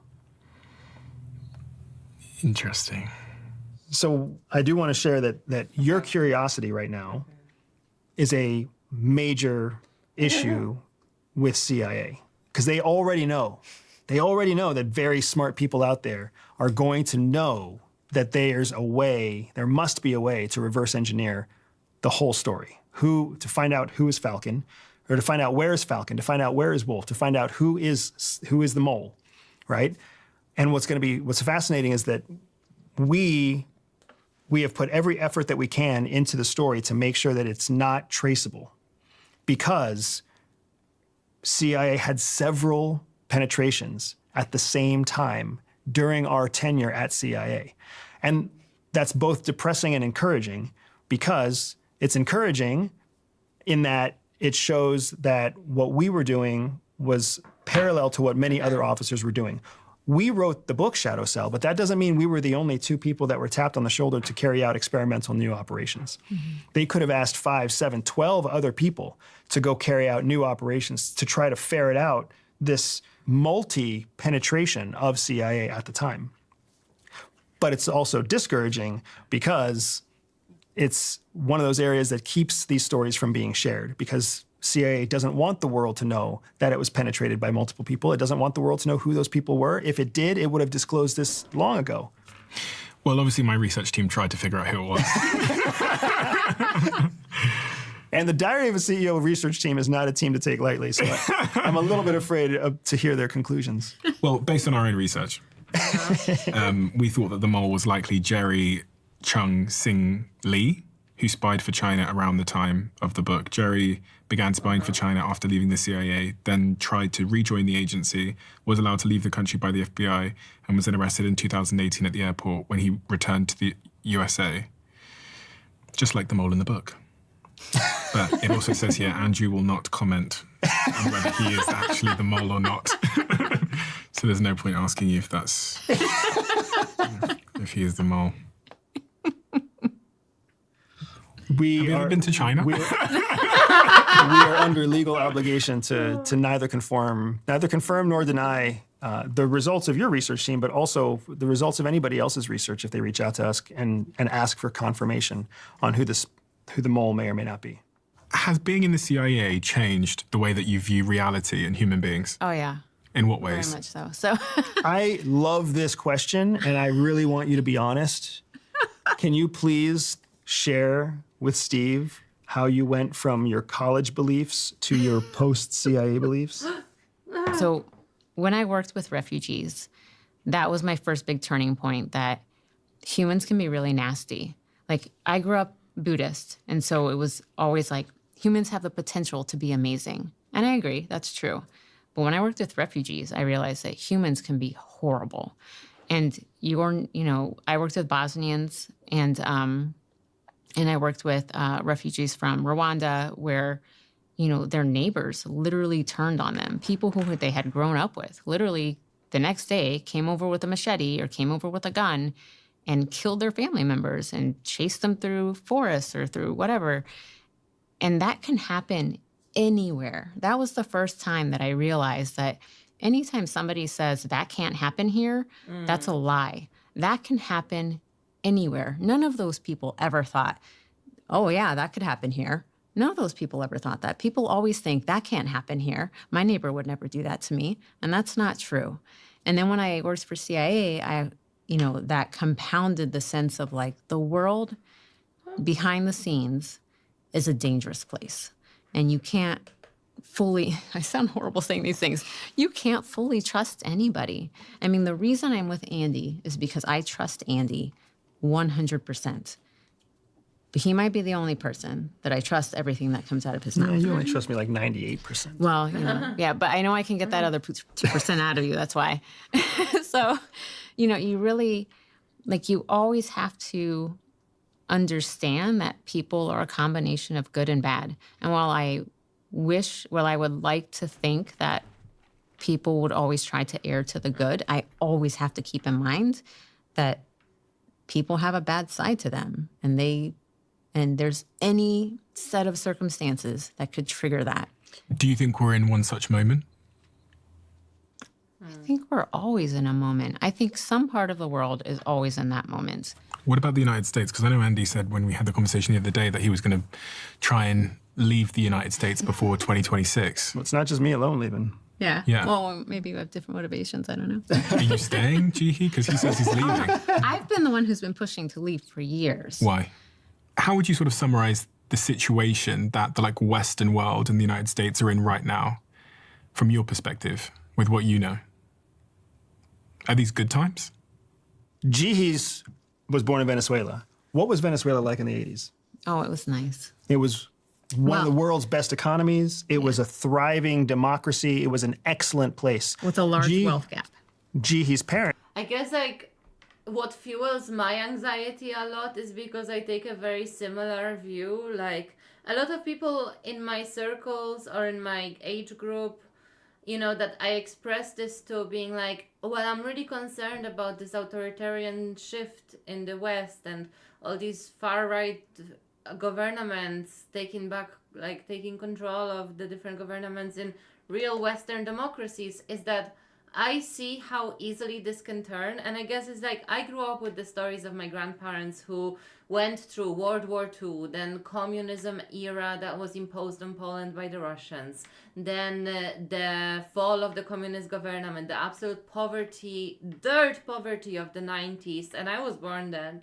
And then, you know, the slow, I guess, like the joining of the European Union, then the woke politics and all, and then, you know, now this far right weird shift that we're going through right now. And I see this and I'm like, I see the real danger in these narratives, like denying science and denying progress and basing your opinions and real political decisions and maneuvers based on feelings and vibes and, you know, all these weird things that ultimately fuel subjective selfish interests. It's such a dangerous game to play because, like, if I read a lot of history and I see where this leads, and everyone I voice this to is like, oh no, surely it cannot happen here. Oh no, it can happen everywhere. I mean, even I feel really safe in Ireland, for example, but even if I look back to what Ireland was just in the 90s, it was dirt poor, it was tossed about by the Catholic Church, the IRA was running rampant, blowing up fucking buses and stuff, and honestly, kind of rightfully so, because the Brits really fucked Ireland with Northern Ireland situation. But, you know what? Like, it can happen anywhere, at any time, and it can happen so fucking quickly. So we better think really fucking hard about the kind of world, the kind of government, and the kind of people that we want to be. Because if we all just start being so selfish like we are right now, then I'm sorry, but we're heading for a really fucking dark world. And is this the kind of reality or the kind of humans that we all want to be? Like, is it really so hard to just have a little bit of compassion for other human being and to stop and think? You know, that's my take from it. It's just like all these arguments and all these fights in the media and all these political motifs as well, and all these agendas that are so short-lived and so destructive to democracy is really, really concerning, and it can fall apart really easily. Her father, we came from a wealthy family, a wealthy Venezuelan family. That's how they moved to Japan. It's not easy to pick up and move a family of 4 to Japan, or a family of 3 and then have a child in Japan, right? All of that wealth that they had in 1980 when Jihi was born was gone in 1989. Just a few years later. Yeah, I think 80, 85 maybe. 5 years. And Venezuela went from being one of the most successful, thriving democracies with a strong economy. It went from that to what it is now. There is no shaking that reality from Jihi or from her family. So if there's anybody in the United States right now who is acutely aware of how fast everything can go sour, it's my wife. And that's why what I certainly find is this uncompromising commitment to moving, in large part because you can't wed yourself to any one system unless you want to be available to the detriment of that system. Yeah, I believe in being mobile. We rent, we don't buy. As you might have been able to tell, I'm absolutely fascinated by the psychology behind high-performing sports teams. I think it started with my love for Sir Alex Ferguson as a Manchester United fan. So when I was told about a new Netflix series that covers the rise of the Dallas Cowboys, it immediately piqued my interest. And this isn't because I'm mad about American football. I'm not. I don't even watch it. But I do know about the Dallas Cowboys, and for a lot of Texans, they're much more than a sports team. I watched this series, and it is absolutely brilliant. It centers on Jerry Jones, an oil businessman with no football background who bought the Cowboys in the late 80s and transformed them into the most valuable sports franchise in the world. It's all about how one guy assembled a powerhouse team in the 1990s made up of legendary players and coaches, and through fearless decision-making, led his team to 3 Super Bowl victories. And I really enjoyed it. And I think you might too. Check out America's Team, The Gambler and His Cowboys, which is streaming right now only on Netflix. And they now sponsor this podcast.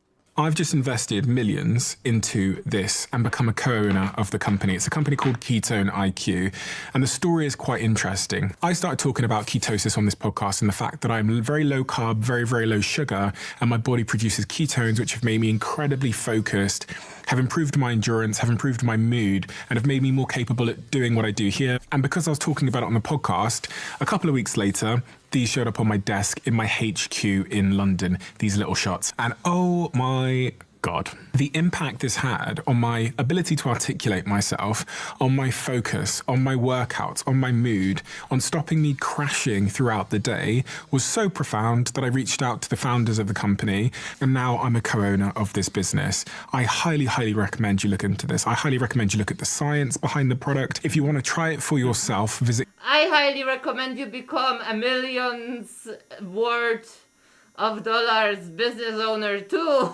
ketone.com/Stephen for 30% off your subscription order, and you'll also get a free gift with your second shipment. That's ketone.com/Stephen. And I'm so honored that once again a company I own can sponsor my podcast.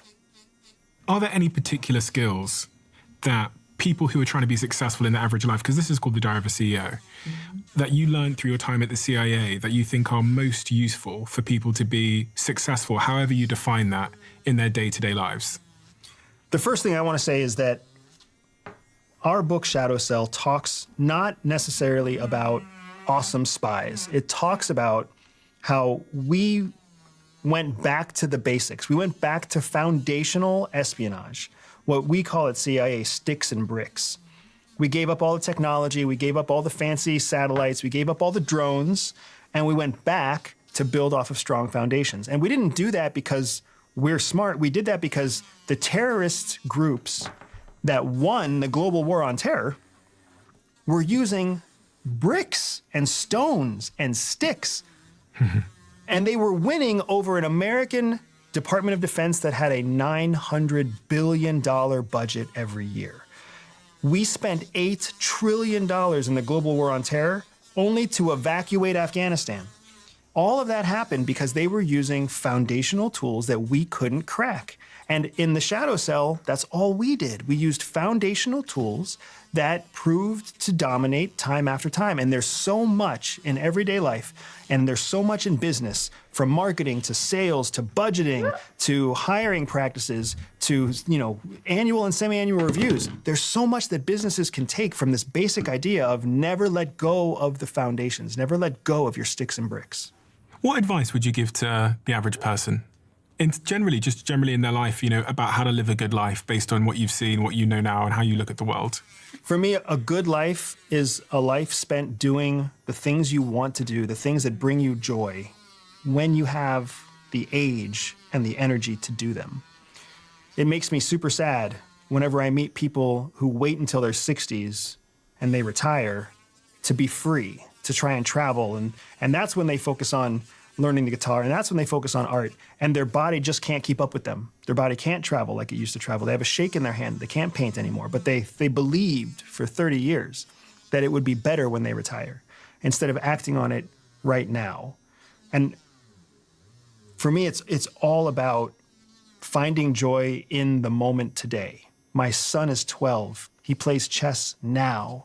He wants to play video games with me now. He wants to go deep into details about his favorite manga comics right now. All of that could be different in 5 days.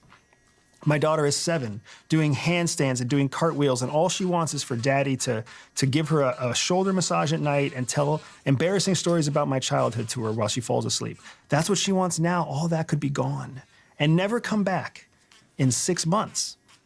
I have to do it now. If I don't do it now, it'll never happen. I won't be able to wait until I'm wealthy. I won't be able to wait until I sell a company. I won't be able to wait until I retire and then try to get these moments back now.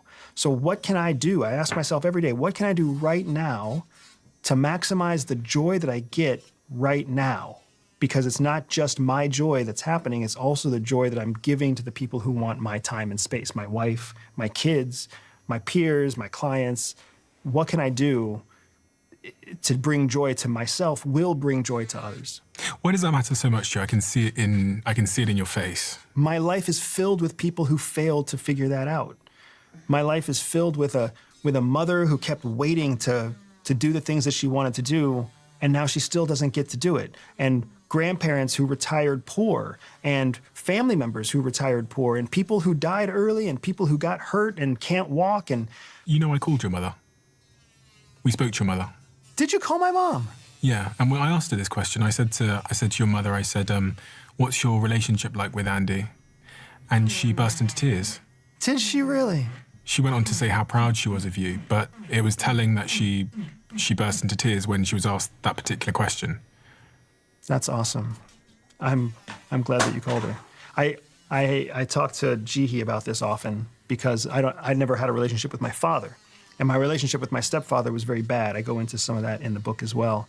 And I, as an adult, only project negative assumptions on what they must have intended because that's what I was shaped to believe as a child.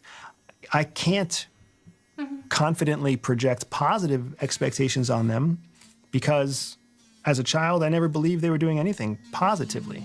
I believed my mom was career-focused, and I believed that my mom didn't really want to be a mom. I believed that my mom didn't really want to be married to the man she was married to, and that's what I believed as a kid. So now as an adult, that's my foundation. Jihi's foundation with her parents is completely different.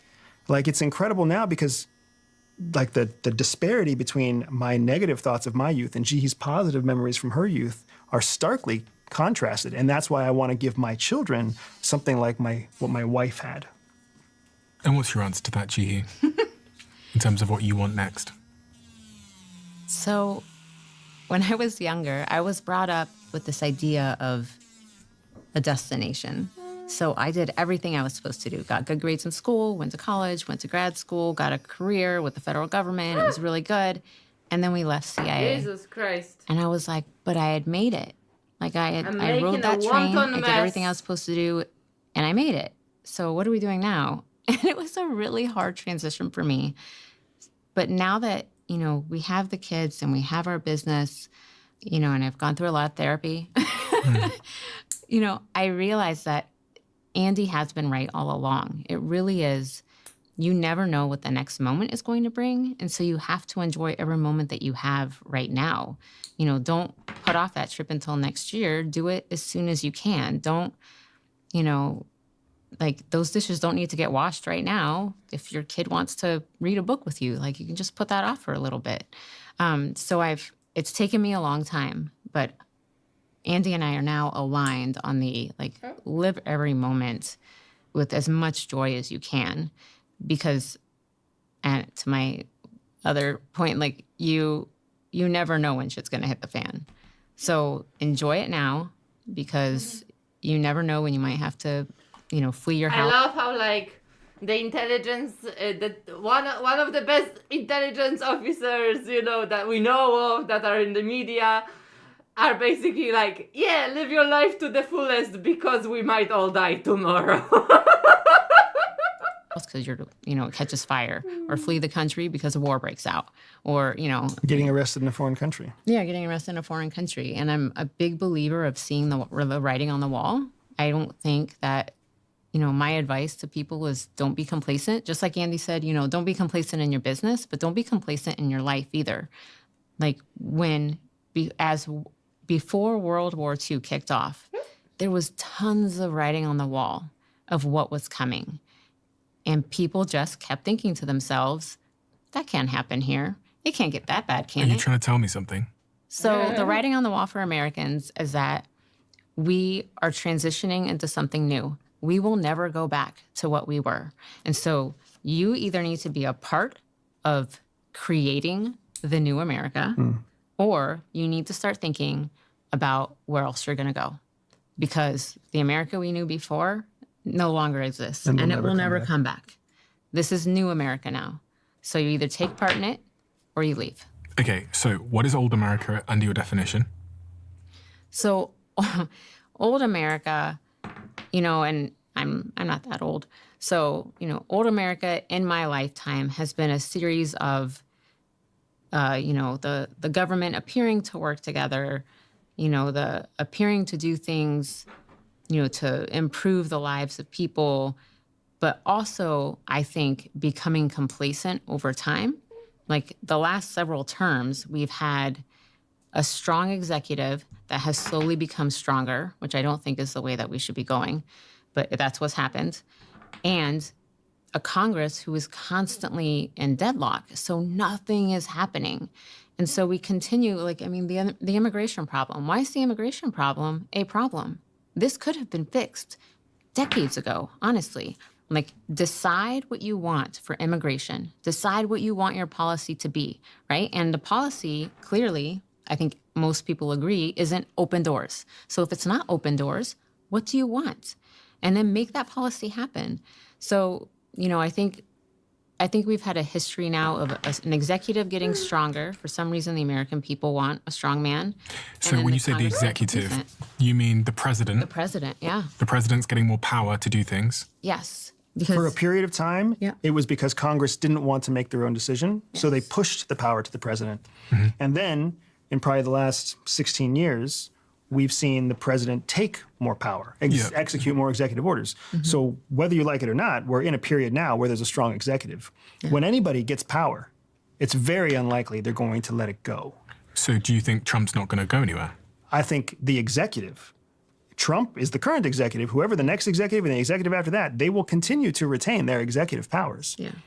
But this doesn't benefit them to let go of the office of the executive's powers. So, Jihi, if that's the old America, where it got slightly more complacent, there was more power and increasingly more power given to the president, you're saying we're in a transitional moment now.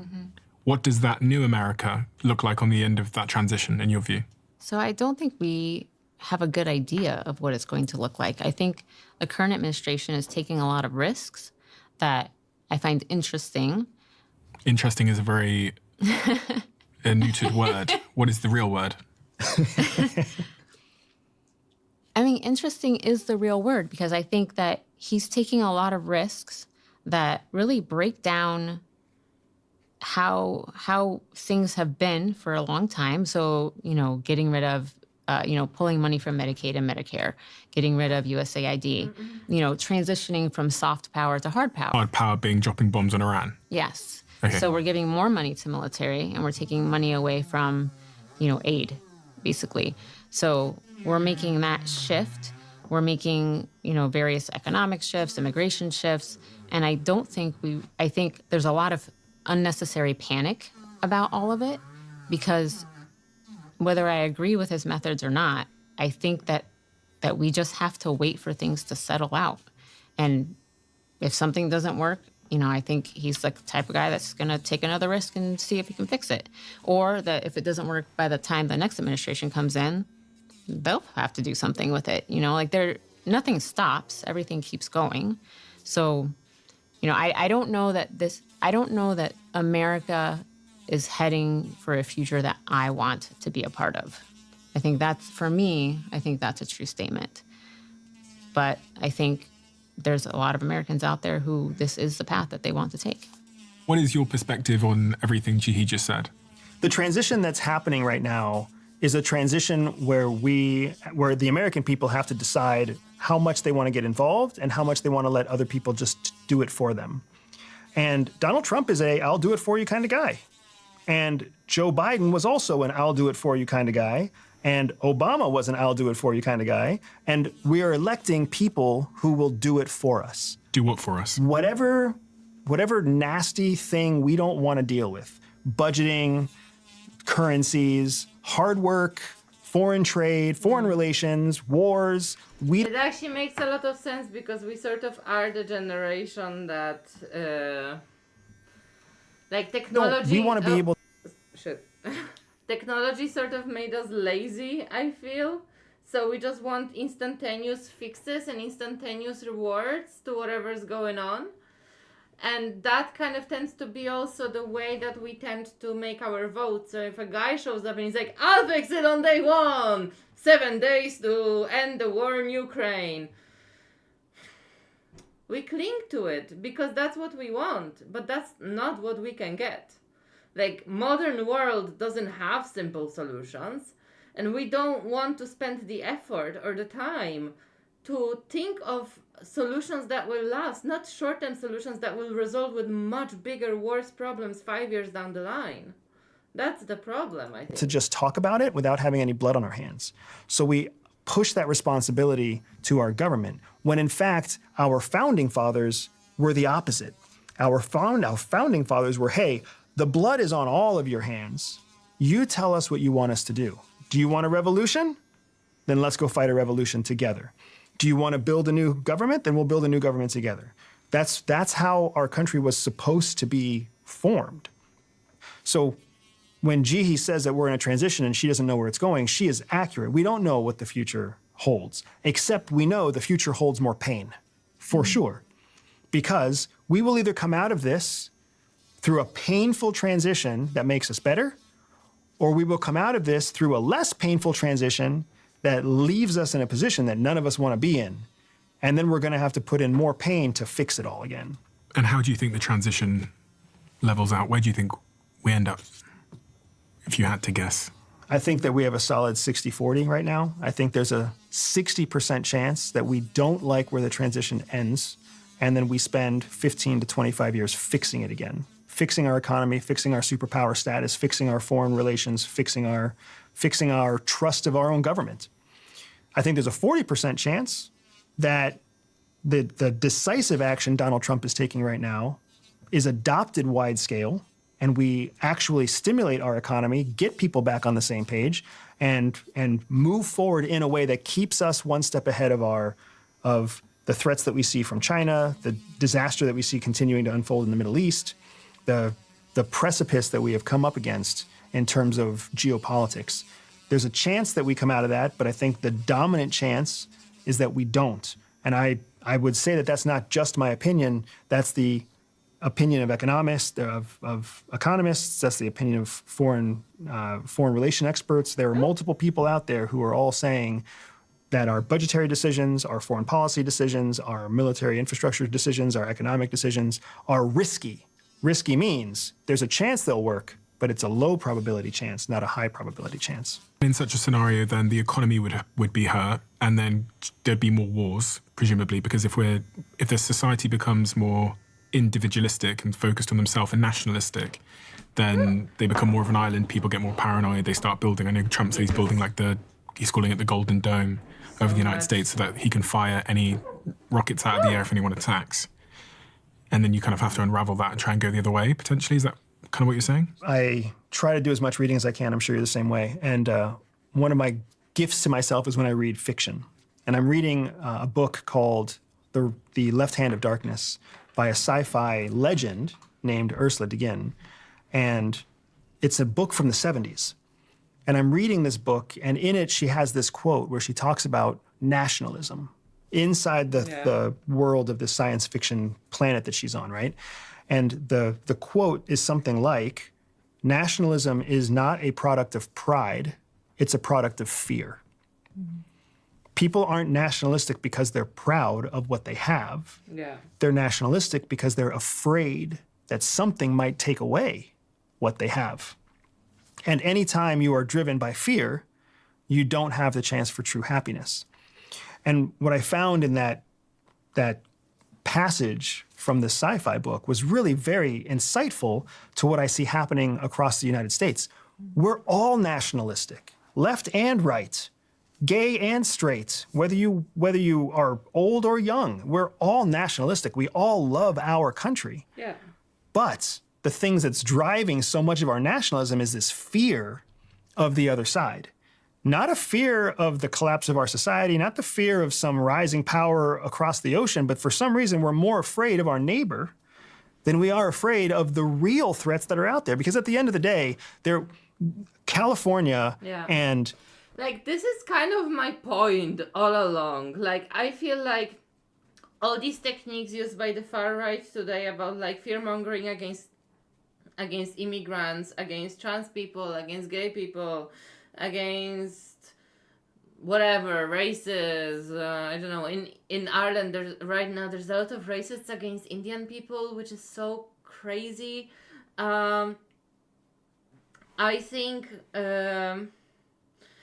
a lot of it stems from fear, and the reason why we see all these far-right governments rising is a direct consequence of that fear that the society is feeling. People in times that feel uncertain, that there's dangers, that there's things that people don't understand, massive changes, massive societal and global shifts, tend to vote more right-wing, more conservative, more nationalistic, because let's face it, that's where the nationalism is, because of the fear, because they want to preserve the way that things are, because they see a lot of uncertainties arising which threaten the way of things as they know it. And that's why I think that all these politicians, like you have Trump in the US, but also you have this super crazy far-right movement in Britain right now. You have AfD in Germany, Poland. I'm not going to even mention Poland because we all know how it is. But I think taking the solutions which are offered by people like the AfD leader Alice Weidel, or Marie Le Pen, or Donald Trump, or I think Farage is the guy in Britain that was involved. I don't know too much about Britain, but anyways, that guy. I think what they're offering are very short-term solutions which are going to result with a lot more suffering down the line. I think that suffering is unavoidable at this point. We have reached a point of no return, guys. And sadly, we have to think about the long-term plan for ourselves and the values, guys. We have AI, we have robots soon to be doing all of our jobs for us. We are heading in for a way of the world which could be so easy for everyone. We don't have to fight, and we don't have to even compete for that many resources. I think that we have some real adversaries that would amass it for themselves, but we have to sort out ourselves. Which foundations are we built upon as the Western world? What are we built upon? We are built upon democracy. We are built upon working together. We are built upon equal rights. Let's try to preserve this. This is our heritage, guys. Let's preserve it. Anyways, thank you. Vote for me in 2050. Mississippi have much more in common than the United States and China. But for whatever reason, we get so distracted and so confused with our own infighting that we don't realize that infighting is exactly what all of our adversaries, from Russia to North Korea to Cuba to even Bulgaria, which is a NATO country that's pro-Russia, our infighting just helps them. And what's the potential worst case scenario of that infighting? Because people think, okay, it just means people are going to pop off at each other on X and Twitter and social media, and they're going to scream at each other, and then... Gridlock is the biggest challenge. I don't believe that we're going to be going into any kind of civil war in the United States. We're not going to shoot each other. We're not going to go machete our neighbors. Not now. But gridlock is going to lead to economic collapse. Economic collapse is going to lead to very real individuals having very real problems, which is going to lead to an increase in criminal activity. People will steal from each other. People will steal from stores. People will, lie and hurt each other to try to take care of their own. And as that society starts to collapse and we become more and more tribal again, all very predictable, all case studies that we've seen all over the world, as we become more and more tribal, then we will become fed upon by our adversaries who don't have the same problem. When you said gridlock is the first sort of domino that falls there, what is gridlock? I see gridlock as policy gridlock. We don't know how to move forward with Israel. We don't know how to move forward with the budget. We don't know how to move forward with whether or not we ratify these election results, right? And in the time that we don't know how to move forward, it creates an opportunity for somebody else to bypass the democratic process and just dictate the outcome. And that series of dictations makes it so that the outcome is less collaborative, less well thought out, less well defined, less palatable for more people, and then that distrust kind of continues on. We do live in a moment now where the distrust for government is higher than it's been in a long time. We see the largest decline in American currency that we've seen in decades and in the better part of a century. We see a lack of public trust. We see consistent presidential approval ratings below 50 for every president that comes through. We are in a place where the people just don't trust their own government. And I would say that that's not such a big deal, except that we are the wealthiest country in the world. We are the largest military in the world. We are the largest producer of financial tools and the largest producer of weapons. We are a big fucking deal to not have our shit together. Yeah. Welcome to the United States. Shadow Cell, an insider's account of America's new spy war by Andrew Bustamante and G. Bustamante. It is a fascinating book because usually the public doesn't get to read books like this. And for the reasons you said, because they're so highly scrutinized and then ultimately decided to be confidential by the CIA.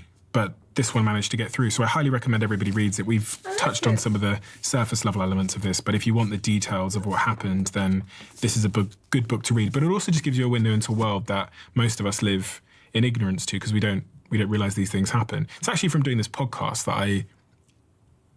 that things that I thought were conspiracy theories became not conspiracy theories. You know? Yes. Because before I started this podcast and started to speak to people like you and other guests that I've had, I thought that, well, I was watching podcasts and thinking, no, that's bullshit. No, that's bullshit. That doesn't happen. These are like spies. That's not going to happen. There's no way that like one country spies on another. There's no way that like, you know, people go undercover into countries and get secrets and do all these crazy things. I thought that was movies. But actually that happens and all countries are doing it to each other. And I imagine even the United States is doing it to some of their allies. Like I imagine the United States probably has spies. This is actually a big important point. This is something people don't talk about, but in a lot of podcasts I was listening to, a lot of espionage happens between allies. So like Polish agencies approaching or trying to poach ideas or technologies or medical inventions from the UK, for example, or Germany going into undercover into companies that work for intelligence in the United States, trying to poach newest technology and research and stuff like that. Anything that gives an edge or an advantage, even over an ally, is still in the capacity of the international espionage of all countries. It's in the UK, for example.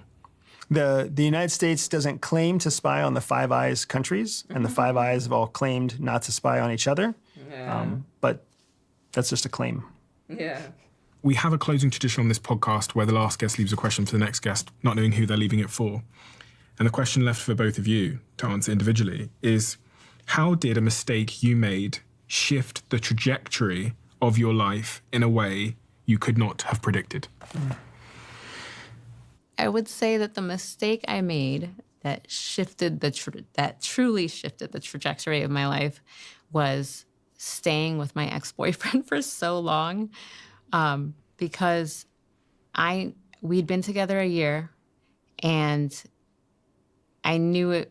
Then the relationship was already troubled, and I was applying to the Peace Corps right out of college.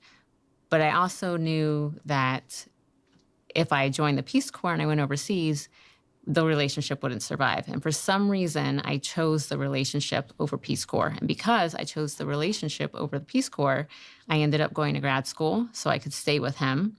And then because I went to grad school and the relationship drained me of all of my money, I ended up applying to the CIA. And if I hadn't been in that relationship, I never would have joined the CIA ever. I never would have met Andy. I wouldn't have the kids I have right now. I wouldn't have the life I have right now. So arguably a mistake to stay in a bad relationship for 7 years, but I wouldn't be where I am today without that.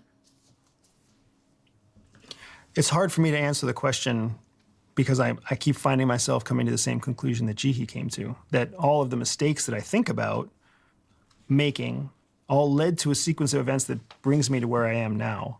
So I'll actually give a more recent example that is changing the course of my life right now.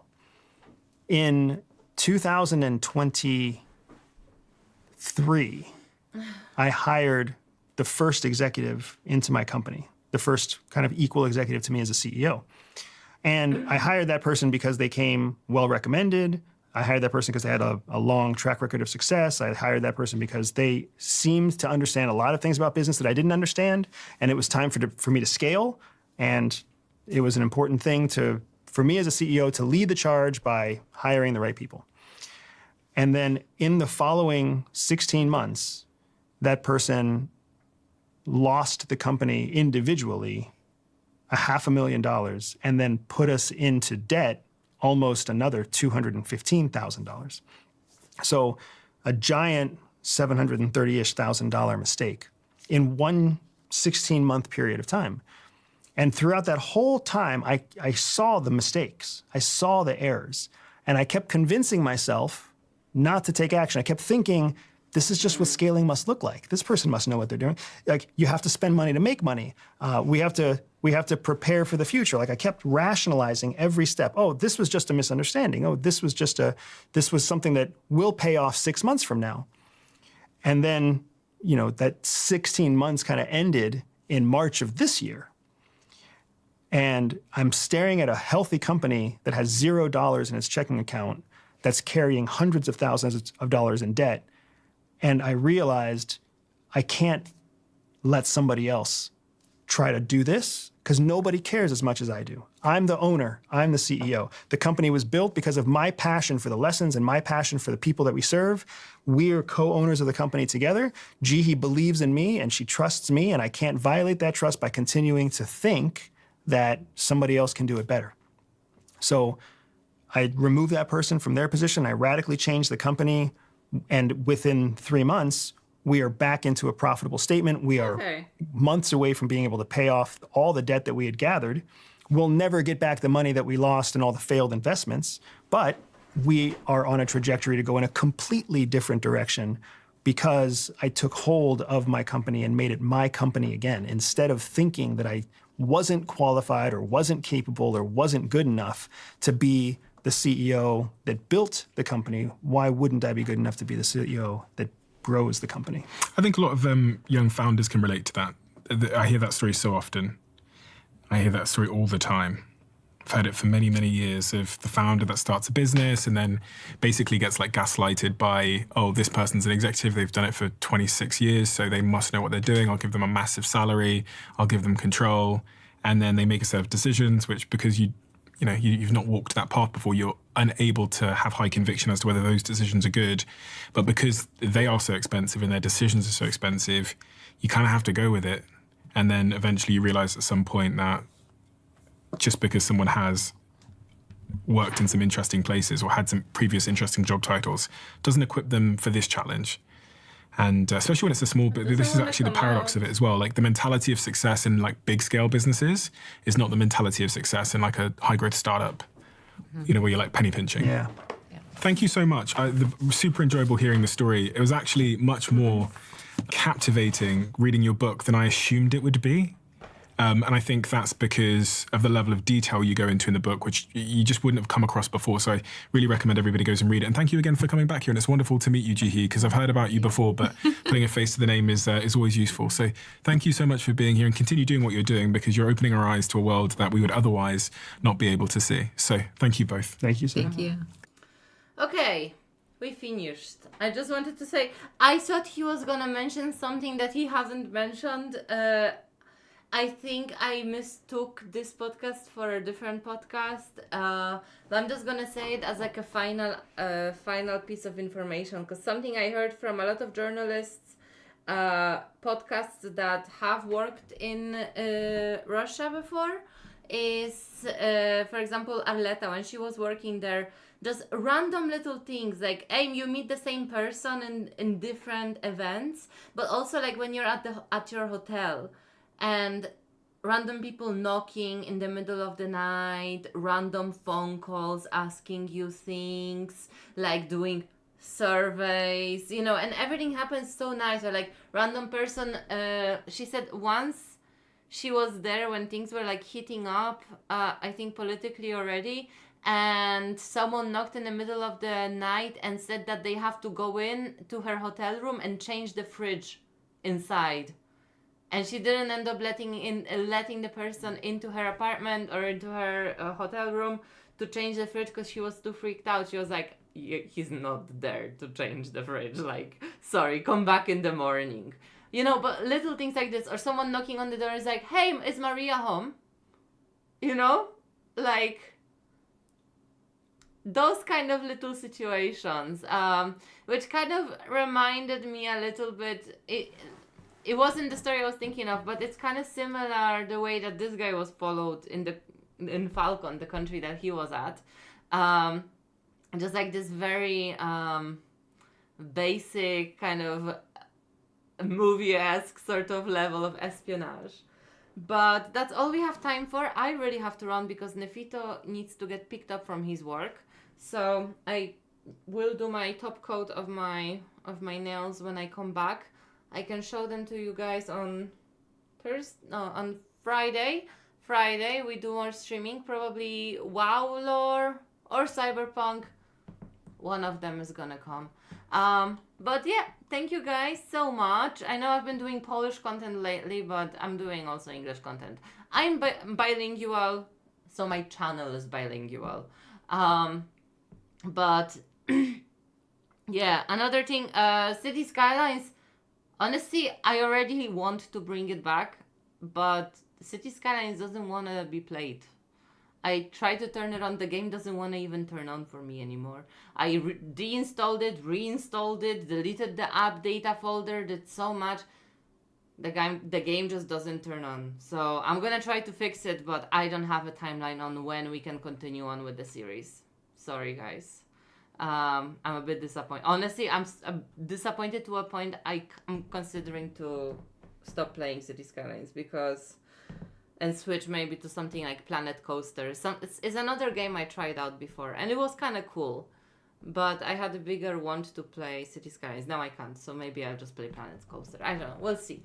Thank you so much. I'll see you